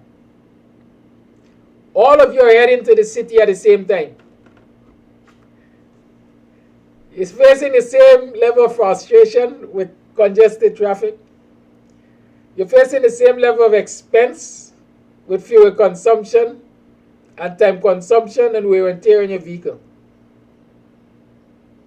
And each of you are heading in the same direction, the same general location, with 4 or 5 seats in your vehicle empty, because it's you alone.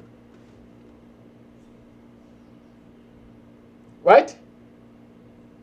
If you think in a cooperative manner, if you think as a family, how do we conserve and maximize on the use of our resources? Then you will recognize, look, we could carpool. This one vehicle can take all of us to a central spot in the city, or drop each of us to spot at our offices. And so it's one set of wear and tear. It's one set of costs in terms of fuel consumption. And everybody at the end of the month perhaps contributes to the upkeep of that vehicle. But no, I want my own car. He wants his own car. She wants her own car.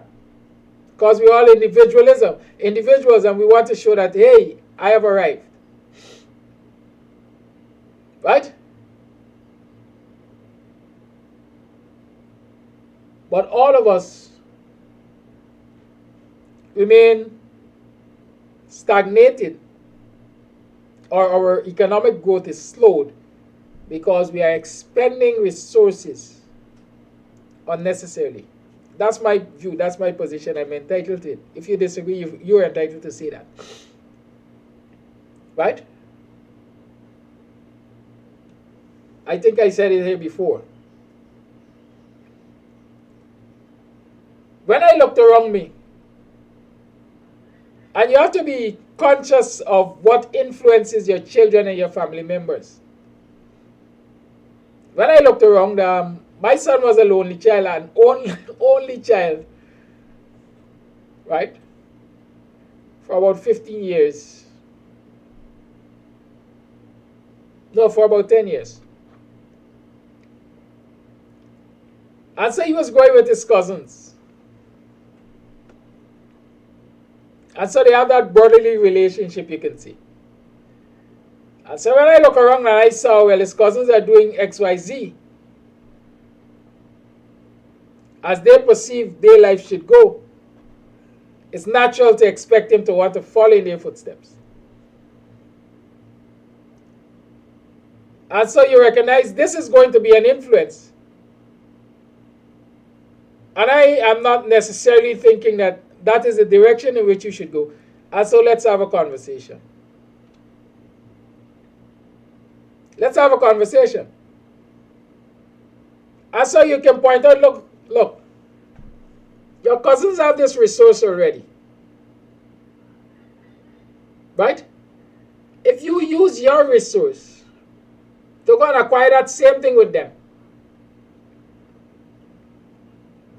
it's as if you're saying, well, let me get the same thing. What if you use your resource differently and acquire something else that is needed in the family circle? When that need arises, they can turn to you. And when you have a need for that resource, you can perhaps turn to them, but it calls for an understanding, collectivism, cooperatives, collective economics. And so everybody doesn't have a car, and then there's a need for a truck, and you got to go outside and look for a truck. And everybody has a car, and then there's a need for a bus, and you got to go outside and look for a bus. As families, we have to think along that line. What are the resources that we need as a family? How do we acquire those resources, individually or collectively, to ensure that most of our money or expenditure on those resources remain with us? Right? Already, what's the time? It's 17 past 8 already. I didn't even realize that. And there are other things that I wanted to discuss. Already, I'm looking to the day when my son is going to come to me and say, Daddy, I'm ready to get married to somebody's daughter. And I'm already thinking, don't think you're coming to me and say you want to get married at Marriott or Pegasus or Sleep In or Princess or wherever. I'm already thinking, when you're ready to get married, you got to start thinking, hey, there's a big hall in my family known as Club Twilight, and we will use there for our wedding reception.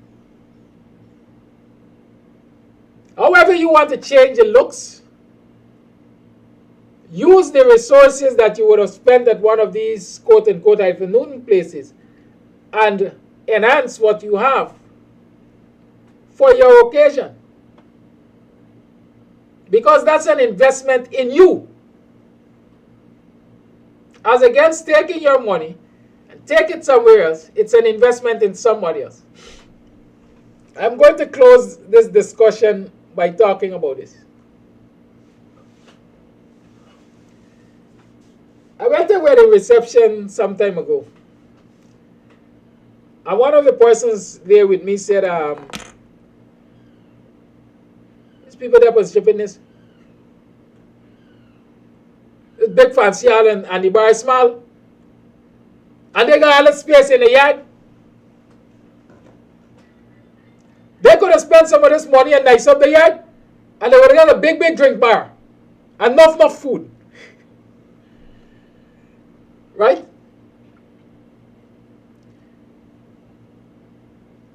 It's a thought that I subscribe to. Not only because he said it, but when you look at your quote-unquote competitors, you recognize, for the most part, when they decide to get married, they're married in the yard. Rent 2 tents and throw it down in your yard, or buy 2 tents and throw it in your yard. Spruce up your environment and let the celebrations begin. Because all of that money you're going to expend at somebody's establishment is money that you can now invest in your own environment, number one. And money you can use to ensure that your guests are well fed and will leave satisfied, entertained. Why we always want to why we always want to go somewhere quote unquote exotic?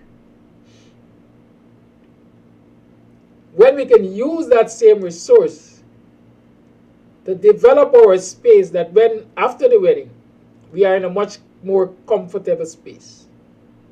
Let's think about that. We're talking collective economics. How do we as a people pool our resources together to work the magic which we know is necessary to bring us out of poverty, to bring us out of where we are? It's Kwanzaa. It's Kwanzaa from the 26th of December to the 1st of January.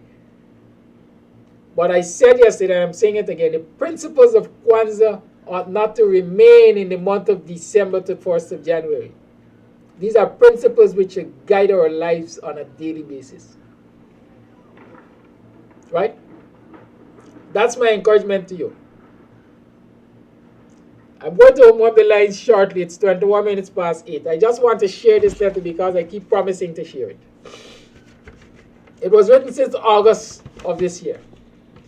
And it was addressed to Dr. David Hinds. Found itself on my desk. Professor, I wish to place on record that you and your organization have brought to the fore the enlightenment and edification of black persons in Guyana. Professor, this is truly an emerging apartheid state.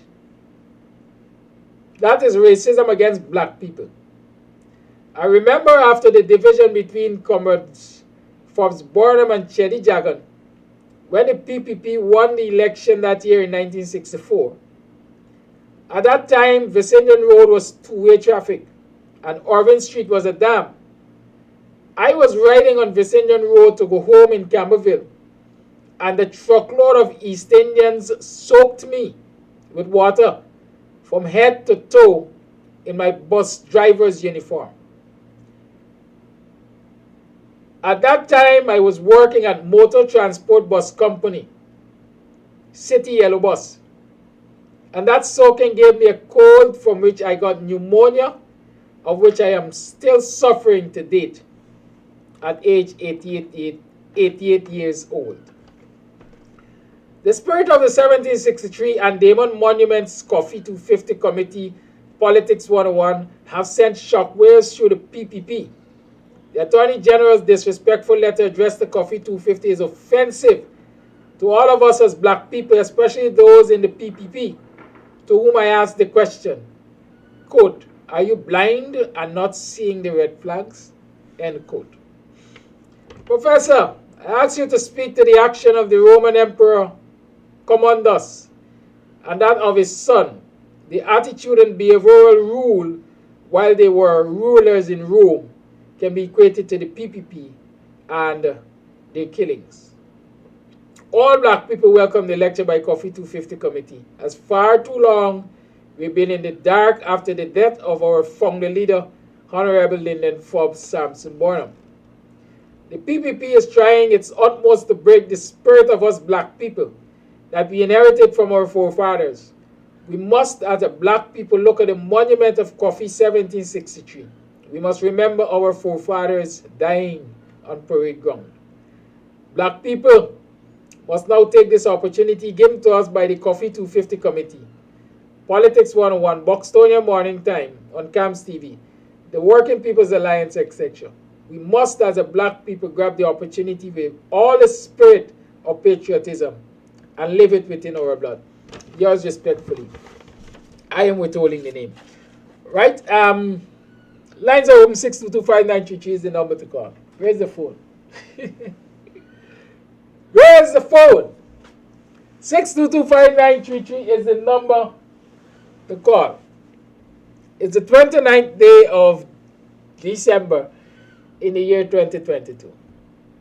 Let the calls begin. I will find the phone shortly. You just call, so I will identify where it is. Yes. Let the drums play.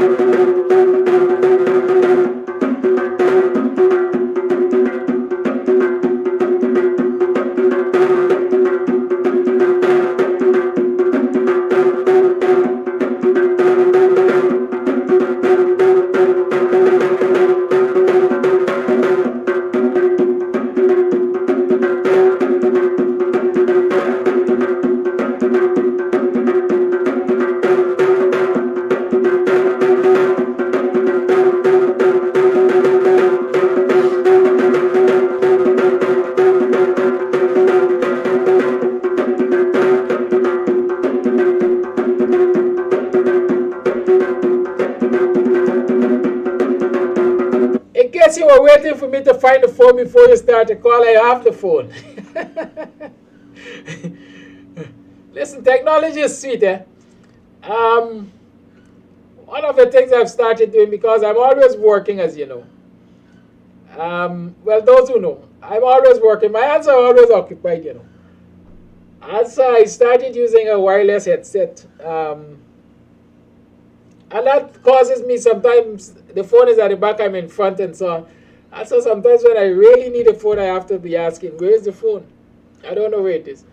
And that is what I'm just now. I left the phone at the back and I'm in front. So I went and I got it. The lines are open. 6225933 is the number to call. And so I'm encouraging you to call and share your thoughts on, you know, not only the principles of Kwanzaa, but how do you believe as a people we can really lift ourselves economically despite the challenges that we're getting? There's some serious challenges, you know. I noticed the IDB has issued a report that says, in my own interpretation, more for Guyana but less for its citizens. The economy of Guyana is growing at a tremendous rate, but citizens are left in abject poverty because of inflation and so on. And of course, you know that the government is really doing nothing to address this concern of Guyanese citizens, especially some sections of the Guyanese citizenship. Right? How do we confront that? How do we deal with that?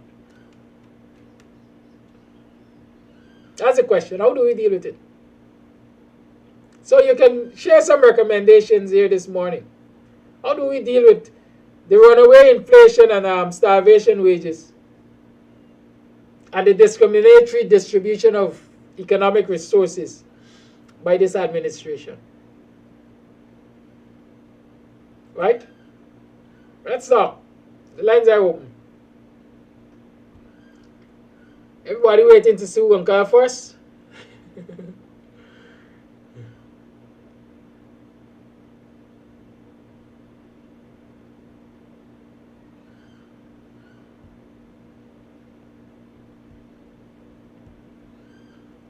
For the new year, we are reopening the kitchen at Club Twilight, so look out. Good Creole food is soon available again. Y'all can come and get some good BUXTONIAN cook-up. Metem! We must dedicate a day to Metem at Club Twilight, you know. Must get a Metem day. With them big duff and so, it's not only y'all can make duff, you know.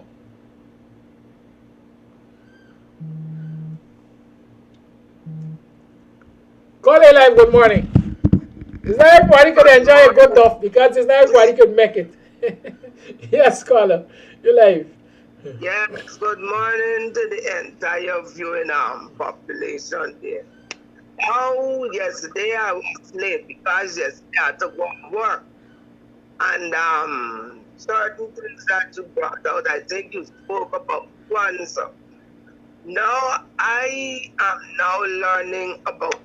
And why I'm annoyed with myself, it is because the African community, I think, AGDO, should have been more vocal with this thing, at least talking about it much before when they started to talk about it.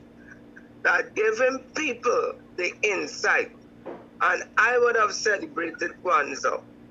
When I listen to the different things that, at least yesterday morning, when you started to talk, the balance, the little that I got, I realized that I've missed a lot, and I'm annoyed I was not able to celebrate Kwanzaa, because even if I had prepared to go to town on the day, so I would have gone there Boxing Day. But it so happened we had rain that flooded us out. We had flooding rains, and then to get to town at that time in the morning, it would have been hard because you don't have your own transportation. You got to depend. And you know, where's the holiday come, the drivers may not come out. Anyway, but I hope that for the new year, AGDO could be more vocal, and at least in like sub areas, I like in my region, and I'm gonna see how I have someone who is back in Guyana, migrant, and we'll be looking into things like this. So that if we cannot go to the central point like Georgetown, we must have areas in our African communities where things like Kwanzaa and the like could be celebrated. Also, we must look for like talk-ups, like how you were explaining it, so that we will be more of faith with what belongs to us. And we can have something of our ancestry and our life more embedded in us, so we will know how to behave at certain times. Because you talk about a black candle, and you know when you hear black candle, the foolish people will say that is high class opium. And now look where that black candle and the significance of it. I'm sorry, I can't light up. Anyway, moving along. You are talking about the police and the thing. If a person is seriously injured, Kadaki, and this is to the entire listening public, serious to critical, you cannot be hospitalized for 1 or 2 days and you're critically injured or seriously injured. That's beyond the point. That is not CIA and CSI and them criminal investigation and young and restless. You do major brain surgery, you do liver surgery, and the next show, you're strong as a bat walking around. That is typical lies. So those things that the media put out there, the press put out, that this man was critically and seriously injured, and within he could have been released from hospital within 1 day, that is bull crap. That is out of the map. So let the police come with the different things. You talk about this human trafficking. And I believe in 2023, human trafficking must take a big statement, a big position on our show. We ain't looking for the government, because the installed regime has no business with that. I want us to go in depth in human trafficking, because people out there, they don't understand the magnitude of human trafficking. They don't understand what really human trafficking is. Now, lots of children in the past few months is still going missing. Things like that, we got to try to put our foot on, because we got to see where is the embryo and what is causing children to go missing. And as you rightly said, human trafficking is not only for girls. Boys also can be trafficked. And we must go down the road and go and open up this thing and let it be full blown. That at the slightest step in a direction, we must know what we are getting into. At my last concert, my skit was a skit that I featured, was a human trafficking skit that I did. I produced that skit. And the persons who went to the concert, they were brought au fait and a part of human trafficking. And many persons, there was a certain person who was at that concert, a migrant. And for days she went on. She said, Rhonda, I must compliment you. She said, I just abuse you. I just tell you about your big mouth. She said, but this skit that you did there, it has opened the eyes of many. She said, and I'm going to work with you to see that this human trafficking thing be a #1 concern, not only in Denhamsted, but all the communities. It must be a national thing. We must be on par. And when it comes to wedding and people think, I could remember past 2 years when Corona was at its peak, lots of people got married. And those same people who would have gone to those big international places, those places were close to the ordinary rank and file. That is like to the Africans, the black people. They couldn't get in and keep the place at them big. All them big hotels, I don't know the place because I don't go there. And those people resorted to keeping the weddings in the yard. And let me tell you, all them big business places, what has got this big hall and the big lodge to keep wedding, are owned by the Indians in Guyana. And when those same people got wedding, they make certain they don't got enmity with the neighbor. They don't have enmity with the neighbor. Once you see the dog growing children, they just live good. Because you know what? See the girl? You know the girl will get married next year. And me go want me go throw one tent, and me go bring in one toilet, and me go throw the tent little bit by you over there. And now we go keep the wedding. Because the girl got for married. They live in unity to keep wedding. When all married out, then they go to war. I went to outing. I can't remember was when, but it was way back. And we were passing at the junction of, I think, Maikoni and Mahaiko. And this was a big wedding, I think was some big liar, big rich people. And those people attended, it was CARICOM Day.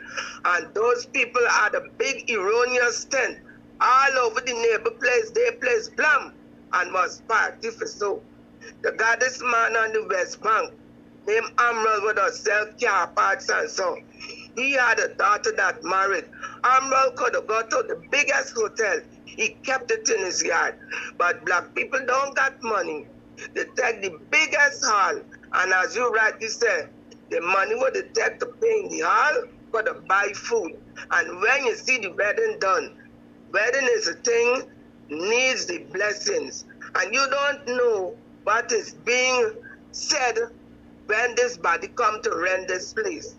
And when you see negativity, you're talking about spiritual warfare. Oh, but what if the body can't pay? Right away, they have sowed a seed into that relationship that will be a seed that will either bring the relationship together or sever it. And where you sever it, you come from the blessing in the church, you go, you take your picture, and you spend about 5 to 6 hours of your new life, a life that you're starting, 5 to 6 hours in a place where the first seed that was sown was a seed of negativity. Me hope they can pay for me all. Then they might go down to things in the mind like, me hope that black man never broke up this, and them type of things. So you see when you inculcating into your marriage life, the early parts of your marriage life, and then you in a marriage life where everything you go to may not be prosperous. It is where it has started. And we have got to know we are a people, and we have got to make up our minds. Now that we are shunning the other race, it is what the other race have thrown to us. And we have got to sit down and know that we are a people who God put on this earth, and God gave us certain things. And once we throw away the things that God gave to us, we are going to be beaten with many stripes. The last thing, now Kadaki, I go and I get some plants in sucker. 5 years I got it in the yard, right? I did first set the plant in sucker, grow to about 4 feet. It rotten down. And that is what it is doing. It has not borne one fruit. The plant in sucker more barren than me. Right now, like, I don't know what to do with my yard. I have banana suckers, the same thing. Nothing ain't really growing. A few things would grow. The other day, my little celery, the cover and the water were like, don't wash away and the growing.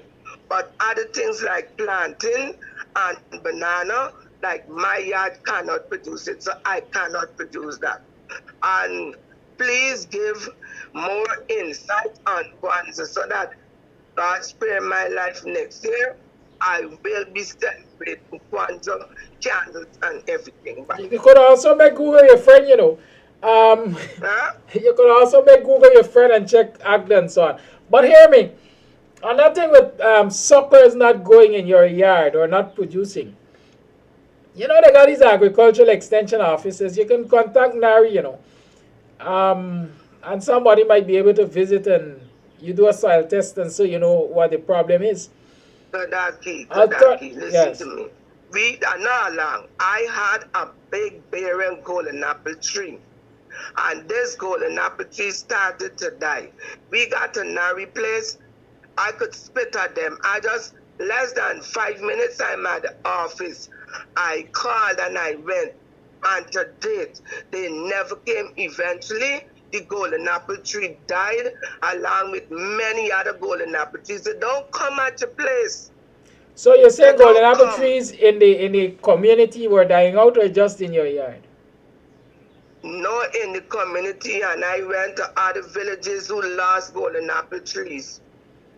I understand that you must have gone a time or more than one time, but you know, we have to be determined in our spirit. We gotta be resolute. We can't give up. We gotta be consistent. Sometimes they come just because they're fed up with seeing you every day. Yeah, so I'm saying you just gotta keep presenting yourself.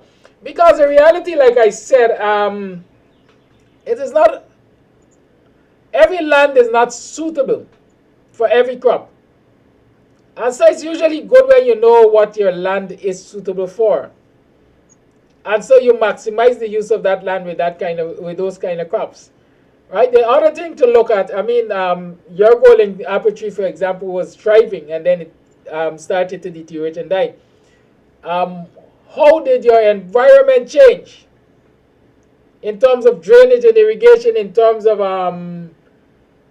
chemical use in the area? Those are some of the things you have to consider and then ask you, you know, as we like to search yourself, search your mind. How did this change? What changed that caused this negative impact? Not only in your yard in terms of your plants and so on, but sometimes in your whole life you have to take that approach. Thank you, Rondo. The lines remain open. 6225933 is the number to call. It's 60 minutes to the 9 o'clock hour. Let's call and talk the thing. Caller live, good morning. Caller live, good morning. Yes, Kadaki, good morning. The overseas calling guy. I want to make comment firstly on this lining up at Mohammed's place with the Guyana police force. That is a sad situation. And it paints a picture of a real apartheid state and the lawlessness that goes on in our beloved country. And the international community not saying anything. The international community just sit back. They more in need of our aisle, like when little children is crying for the mother breast to feed on. Especially Sarah Ann Lynch. I can't be that woman that make her face like when people want to mess. They got to do better than that. Come out and speak out when corruption is on a rampant. And you know, these things got to happen because you're seeing blatant that these people got something that the PPP government is giving to them to shut them out. And it's real sad. And I encourage you to keep it up with that show so that you can enlighten the whole world what is going on in our beloved land. You have a blessed day and continue with your work. Thank you for your call. And you can call WhatsApp, call it. It will save you some money. You call straight every time. Yes, the lines remain open. 6225933 is the number to call. At 14 minutes to the 9 o'clock hour, you tune to the BUXTONIAN morning time. I'm your host, Kidaki Amsterdam. What we gonna do for the new year, bye? What will we change? What will be our approaches? In the new year, we might be faced with local government elections. Keep that in mind.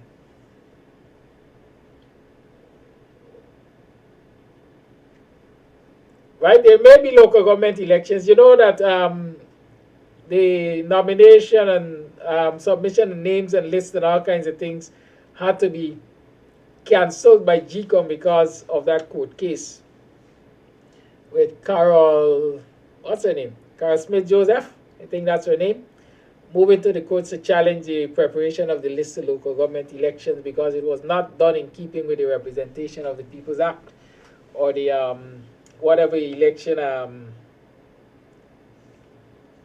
provision in the Constitution. And so they had to cancel that. Many argue that the PPP knew exactly what they were doing and they deliberately did that because they really have no interest in local democracy and local elections. I can agree that that's a possibility too. But it's usually, as I would say, it's inevitable that we'll be faced with local government elections and regional and general elections. And so we have to start to focus on that too. What do we want out of these elections as a people? The clients usually say we want power, right? We want power. But a lot of us have come to realize we can hold office, but we have no power. Right? We can hold office, but we have no power. And so I'm encouraging you that going into these elections when they come, we have to ensure that we get office and power. It means that the numbers have to be big.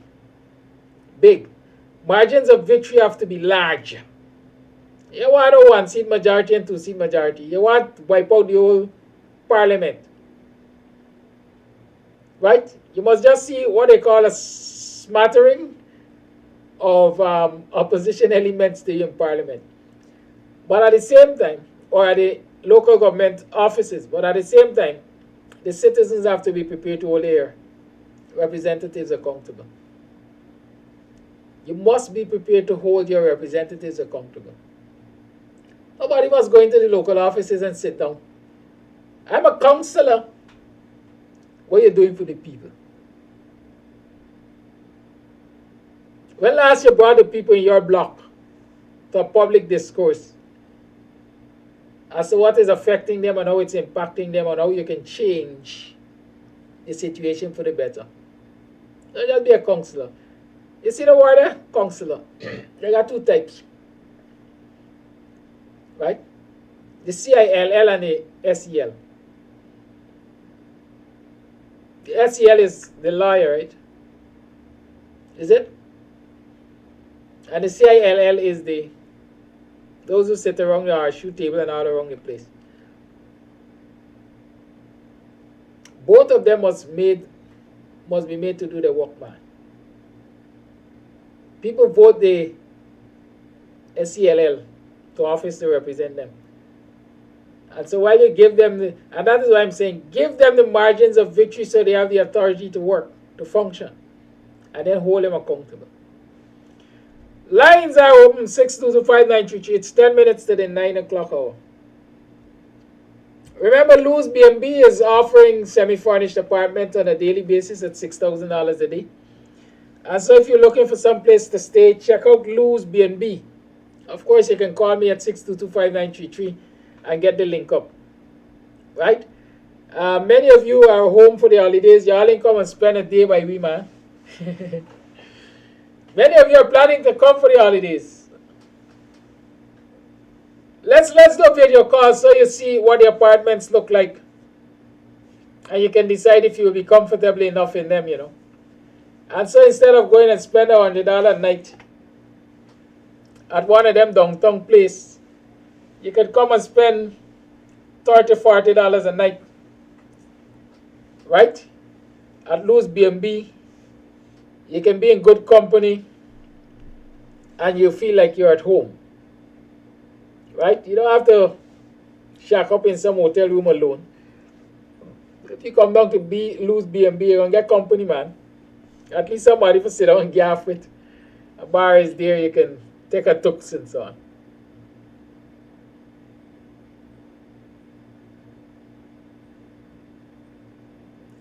Yes, we now have a research assistant. Thank you, Kerry Perry. What is the role of a counselor? A counselor's primary role is to represent their ward or division and the people who live in it. Counselors provide a bridge between the community and the council. Very well. Corner Live, good morning. As against a CELOR who provides guidance, especially in legal matters. Thank you, caller. You're live. Yeah, good morning to one and all. I would like to keep back a little bit on what Sister Rhonda mentioned about AGLA, the recommendation to AGLA.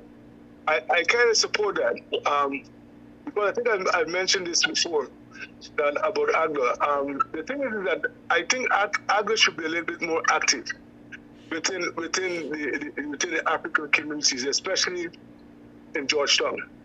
Because a lot of black people are very ignorant to the heritage in Georgetown.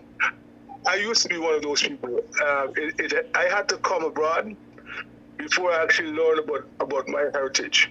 I mean, I knew about it, but I learned about it in depth. You know, my first Kwanzaa celebration was in Massachusetts, right? And that maybe was about 12 or 15 years ago, somewhere between that, right? So, and that should not have been, right? I should have been aware of all these things, right? So I do support that I think AGLA should be a bit more active within the community. You know, I know some of the money would have cut that was supposed to be to them by the government. But I think once they get themselves back together, they should go within these communities and teach the African people about the African heritage, because all other races in Guyana they're doing it, especially the Indians. We're left ignorant. Most of us are left ignorant. You just skip. Rhonda as you just mentioned about the black candles and so on. You pass you in Georgetown, you pass in somebody's house, you see anything like black candles or red candles, anything like that. You hide. You don't even want to pass it no more because you're thinking all sort of stuff, right? Because we are so ignorant in that part of the country, especially. So I really do think we need to be taught about our heritage, and I would I would propose, Mr. Kadaki, that you try to be a part of AGBA. I don't know how you can reach out to them and put some young mind into their system, right? Some of your thoughts and so on into the system and help them out a little bit, because I really do think that, I mean, the people there, I'm sure they're very much qualified and so on, but I think we need some added some added thoughts into this, some more new people, some new blood into AGBA. So us in the diaspora, Guyanese diaspora, and also the Guyanese people will know about our heritage and embrace it the way we should. That's my time. Thank you. Thank you for your call. I in all fairness, let me say, I don't know what's the recent thing, but the first time I heard of Kwanzaa, I actually was invited to a Kwanzaa celebration by AGDA, and that's years ago. And so my belief is that AGDA would have continued over the years to observe Kwanzaa, to celebrate. Whether or not it is publicized enough might be another issue I can't see. The brother is saying that AGDA needs some young minds and so on. Perhaps, again, I can't see. I don't even know what the leadership structure of AGDA is currently. Right? The last time I inquired something about AGDA, I knew that one of their, I think they have different committees. One of the committee heads died, and there was need to have that person replaced. But I don't know. But Elton McRae is one of the AGDA point persons. I will reach out to him eventually and see if I can get him to come and talk with us about, the program of AGDA. Maybe if he's listening, Elton, I will let you up late in the day. So tomorrow is Friday. Maybe we can use our Free Talk Friday to talk about what AGDA is doing and so on, and the works of AGDA and the observances of Kwanzaa, etc., etc. All right, it's now 4 minutes to the 9 o'clock hour. We can take one more call. I see somebody is asking me that somebody's asking whether or not the apartment has stove. Like I said, hit me up. We can do a video call. We can talk about what you want as against what is available and what the possibilities are. Nothing is written in stone. It's not, nothing is written in stone. It depends on what the client wants. What the client wants, the client can get. Everything comes at a cost.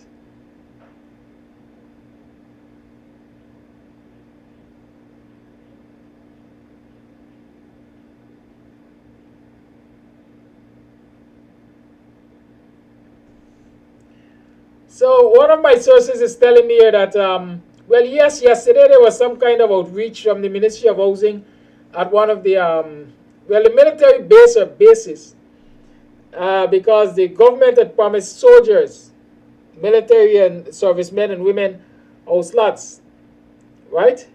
I understand 3,000 plus soldiers turned up at this event, and only 30 of them apparently were able to walk away with an allocation.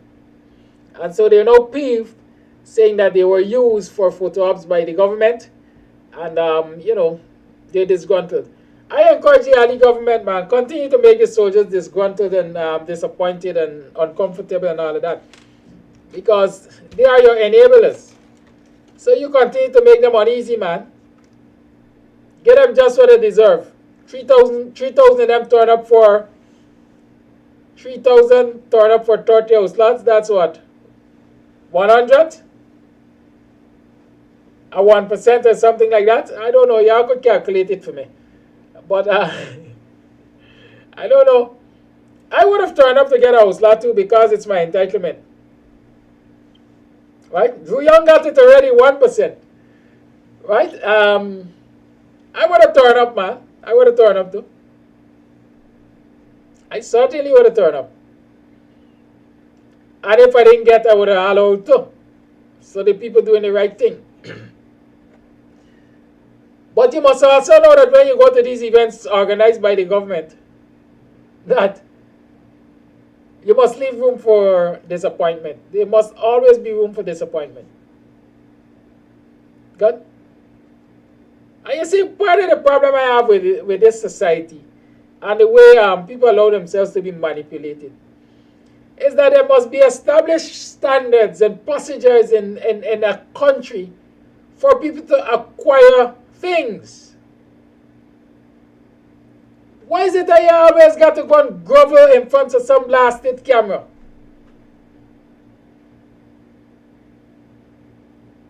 To get what is rightfully due to me as a citizen. This thing must be a normal run-of-the-mill procedure. I am of age, I apply for a house lot, I get an allocation. Why I got to always turn up at some big tent event to get an allocation of piece of land? For the world know that I get an allocation of piece of land. Suppose now I don't want to know.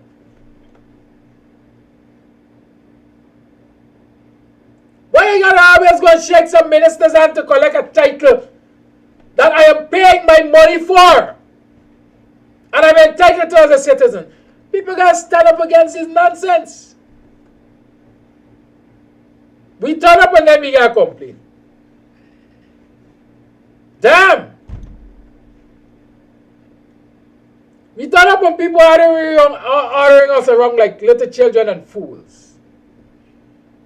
And then we leave empty-handed and dejected. Come on.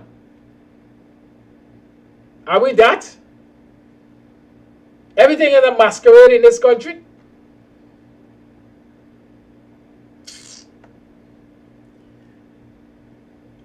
Any military that works its start would have said to the government of the day, we have 3,000 serving members who are in need of a slot because we have done the assessment. And this is the list. You send back the allocation. You know what I'm saying? That is how it's done.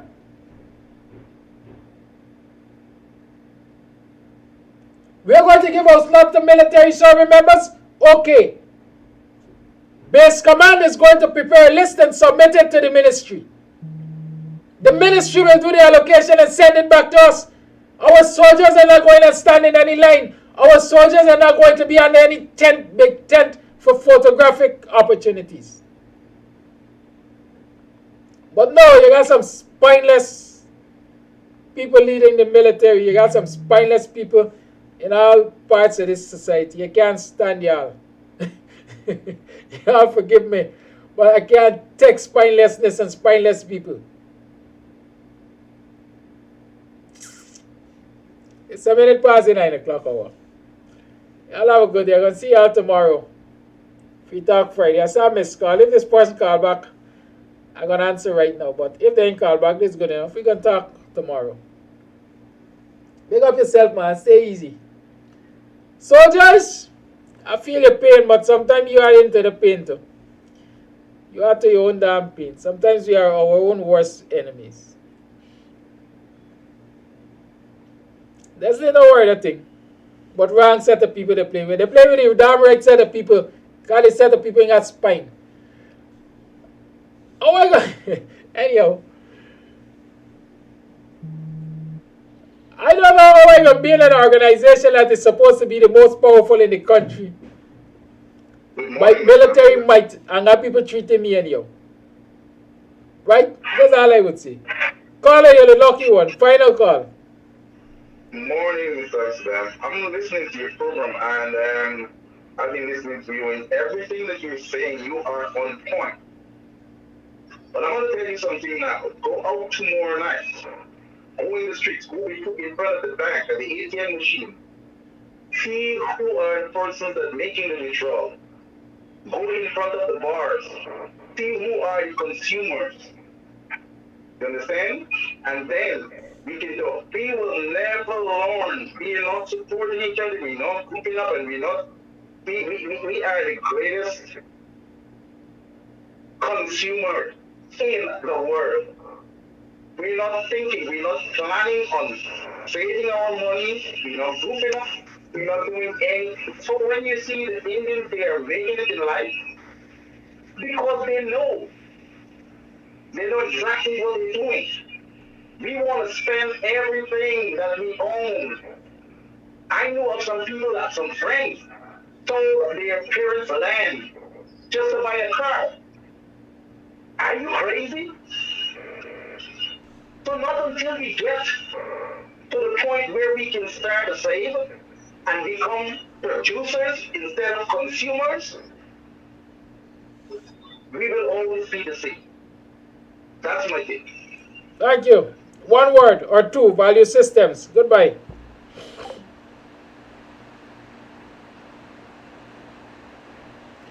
Y'all have a good day. I got talk to y'all tomorrow. I gotta make some money.